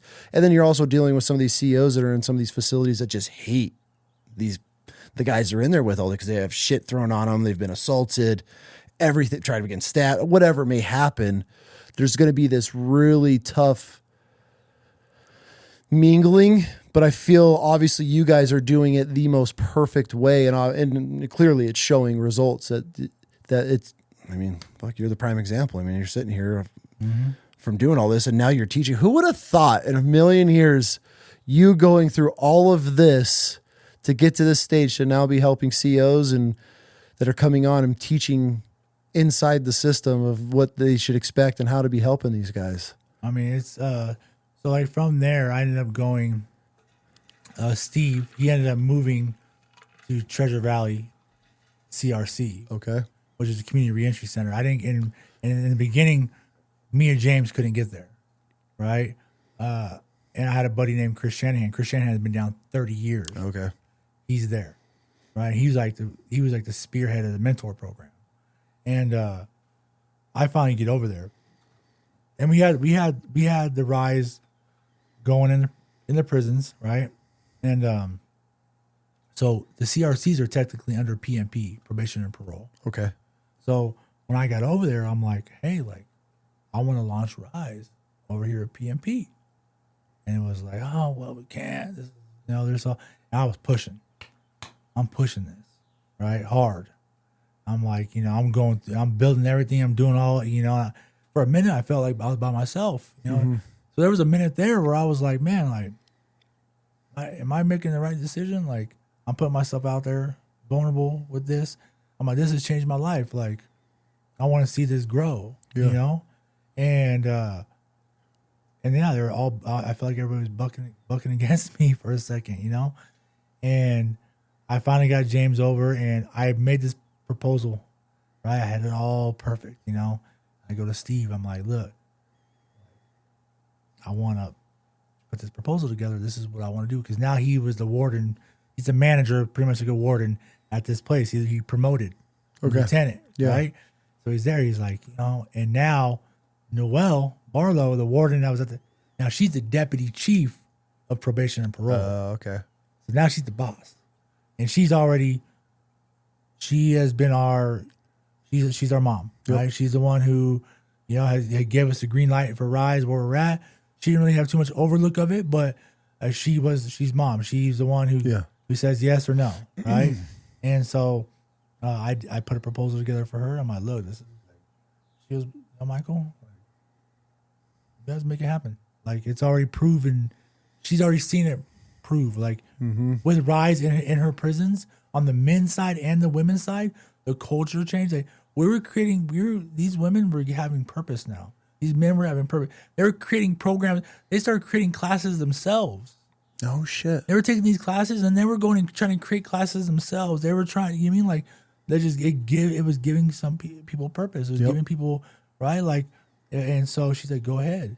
So while I was there at the prison at Treasure Valley, we started building it, right? And this time it was like, okay, like, we could do COs, we could do parole officers, we could do inmates, We could do community, right? Okay. Because in our mind, right, you have some individuals who've been in prison for 22 years. Oh, for sure. Okay, let's say for example, and then you have their significant other. Okay, well, their significant other is right, been with them for 10 years, right? But she's never like through a phone. That's it. What if we created an opportunity where they get to be in a class together before the individual comes home, and they get to learn these leadership skills together? So you're connecting couples now that have maybe connected during the time in the system and helping them learn how to be a couple together, I guess, in a way. Just her be able to maybe understand her husband a little bit better. Yeah, what he's been going through. Or or what she's been dealing with on the outside. You talk on the phone all like that, but like when you really get deep into the curriculum, you start being vulnerable about some stuff that just doesn't come up over a phone. I never would have thought of this. Right? Because sometimes people get out, you're together for 10 years and that person gets out of prison, right? And then what happens? You guys don't like each other. Break up, fall back in your own ways. You get back into drugs, whatever. So they don't like each other, right? So we worked on it hard while I was there, and then I got out, right? I paroled January 26th of this year, right after 10 years straight here, and I hit the ground running, and I had that confidence. Like I think it was super big. I think I went and met you like a few days later. You were fresh. And I am not gonna lie to you. That day I had so much imposter syndrome walking in there. 100%. Like it's crazy because you build this confidence in yourself when you're in there in prison. Like, okay, I'm doing these programs, I'm mentoring, I'm doing all these things. Like I know who I am, and then you go into that room and you're with a bunch of individuals, you don't know, and you're hearing all these titles of some of these guys, and you're like, do I belong here? Tell me you didn't feel belong though. In the beginning, you feel like it's one of those imposter syndromes, and so I feel like you were pretty welcomed with open arms and that. 100%. Yeah. I was gonna. That's why tell me you weren't accepted right into that group. I was though. accepted right away. But the imposter syndrome still, maybe for you in that moment, but dude, that group, that's the best group of dudes you could ever have been around. Yeah, no, and that cigar was one of them. Fucking hey, right? Oh, is that your first cigar since you've had some. No, I had a cigar with Vic. Vic before that. There's no way he would have let you go on more than probably an hour after. Yeah. I love hearing that though, but I that's when Vic was like, yo, I'm gonna bring my homie. He just got out and he's down 16 years, and I think getting him into your community would, around these men would be huge. And I'm like, bro, roll him through. And yeah, that's the night. And I look over and I was sitting with a couple of my buddies. I was like, bro, that dude just got out and he's sitting with a fucking cop. like that's what it's about though. Like that, and removing the titles, removing tiers and positions and whatever it may be, and just coming together on an even playing field. And you never know who you're going to connect with and what doors are going to open and what doors will help get closed. And dude, you're crushing it, man. Yeah. And so we launched Rise out here. So Rise just launched the pilot of PMP. Yep. March 26th, I think it was their first class. And, bro, it's on a whole nother level. Why is that? It's just, more resources. Okay. Because obviously we were in the prisons before. Yeah. Now we're not in the prisons. Yep. Now we're in PMP. So the resources are a little more, right? You have a couple more resources. But right now we have Treasure Valley CRC. We have East Boise Women CRC. We have Napa CRC, right? All in this class. We have community members. We have COs, we have Vic. Vic's a student, right, in the class, and so I built it up. Me and my team have built it up so much that the goal is to where I never have to facilitate again. Yeah. But the other day I went and just knock off the webs and got to go in there and facilitate the class and talk about stigmas and self stigmas and what those look like, right? Like, but yeah, it's pretty. Good for being you, in there. dude. Yeah, being in there and knowing like I know like next month on May, I got Taylor Kavanaugh's coming out May 15th. Actually, he called me today when I was going to sauna, so I got to call him back. Yeah, actually. so May 15th to the 18th, and on the 16th, we're going to be talking about empathy and sympathy, and he's going to be doing a guest. So I'm bringing him out to the prison to be in Rise. I love And, TCAV. He's great. Yeah, so I'm super stoked for them and him in general, but just for them to get, you know, a little bit of that, right? And so because we talk about leadership, For sure. right? And I think that's like when I'm able to start like connecting those type of dots and putting those people in those type of rooms for them, I think it shows, because even when I go in and like I roll in with my work truck to these prisons, right? It gives people permission. And what I mean by that is sometimes like we're so stuck in our ways and we're so scared of what other individuals think of us, Yeah. right? Like I'm scared like they're gonna think like I'm not that dude no more, or you know, or I switched up. But sometimes all it takes is to see somebody else like you doing it, For sure. and you're like, oh, like maybe I could do that. 100%, right? And I've been That don't you look know, so bad. 100%, because like we always say, like yeah, the gang banging and all that stuff, it's always gonna be there. Like I'm never gonna tell anybody not to do it, because you mean like I know how. If somebody told me not to do it, I'm gonna do it more. Yeah. But I'm gonna be like, you could do this all day, but or you could do this, and this is, you know, and this is what this brings, right? And I'll tell you right now, like I've been out 70 days, and I've done so many things in my in my 70 days that I never even imagined that I would be even capable of. And I truly believe, and I will say this, is because of Rise. Rise has built confidence in me. Rise has built relationships and connections, right? Like that I never even thought. Like before I came here, I messaged Stelzer, you know, because technically he's my mentor. Yeah. He's a warden at a prison. I messaged him and said, this is what I'm doing. He said, you're going to do great. He goes, people need to hear your story. People need to hear that you can change, that you can do more, right? And like, I never thought I would have the capability of building a curriculum to a program, or speaking in front of people, or teaching, you know, or guiding or anything like that, right? Like, I don't know what, you know, I'm not a fitness coach. I'm not any of these stuff, but when I do share on social media, I'm sharing my lifestyle. Yeah. And my lifestyle is boundaries, you know, self-development, right? Like, this is what I'm doing, right? Like connection. I think connection's the biggest thing. And all that is from Rise. Building connection has been my biggest thing. And that be getting closer to God, like that's something I never thought. How's that changed your life? How's your relationship with God changed your life for the better? It is love.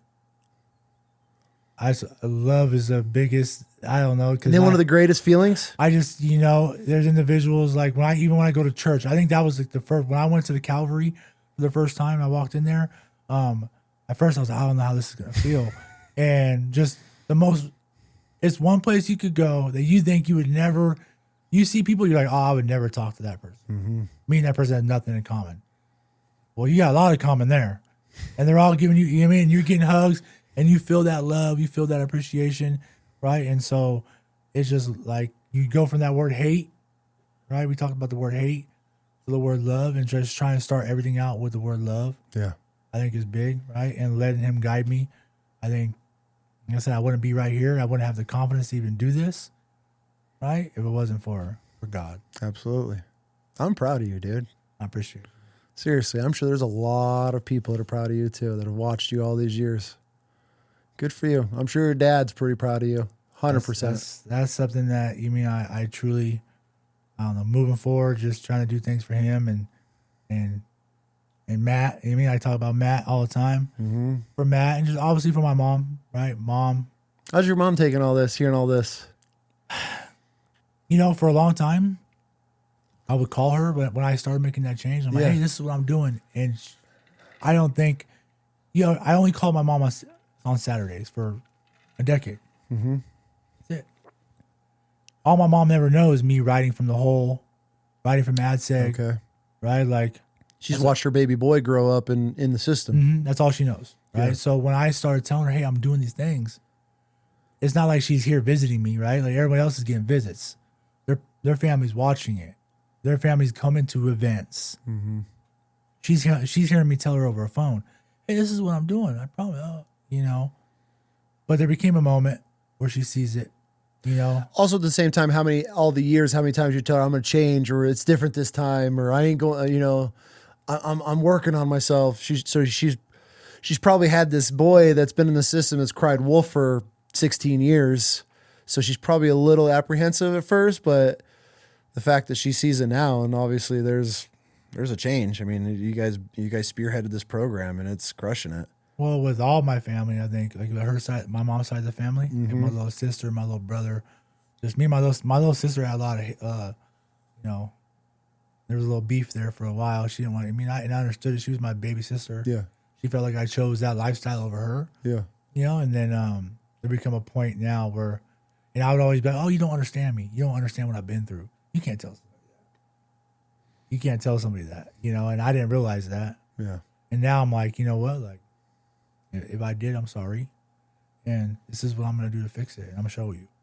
And that's what I've been doing. I've just been grinding, you know, every single day, making sure I'm putting myself in the right position, work-wise and the nonprofit-wise, like making sure that we're grinding on that because I want to take Rise to a different level, right? Absolutely. Obviously, that belongs to the prisons type deal, but I think that there's a place for that type of stuff out here because I think there's more people in prison outside of prison than there is in prison. Oh, just trapped in their mind. Mm-hmm. Not knowing, no resources. No, right? Look at how many guys grow up without dads or moms were in the system and they'd never been shown how to communicate, how to just function with other people you don't get along with. 100%. Damn, you're gonna change some lives, man. I think starting. You mean like I don't want to limit myself. No, I want juveniles. I want women, men. I think there's a place for it. Just leadership in general, you know.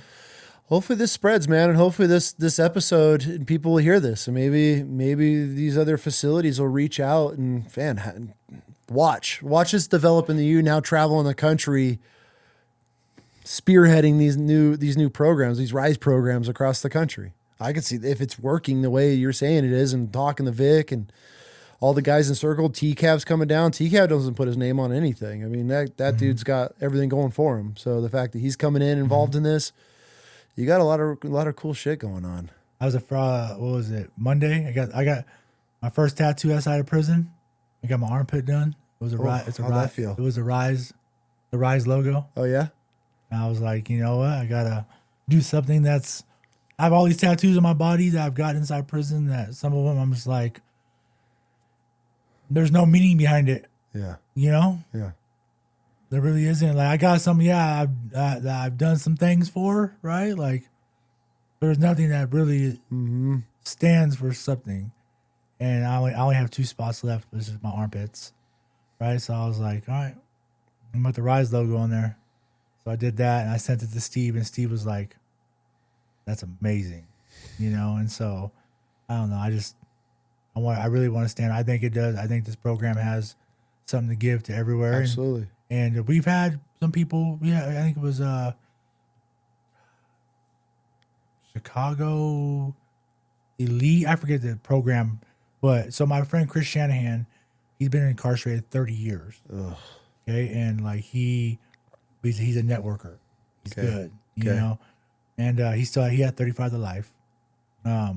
He still has another 5 years, so he goes to board.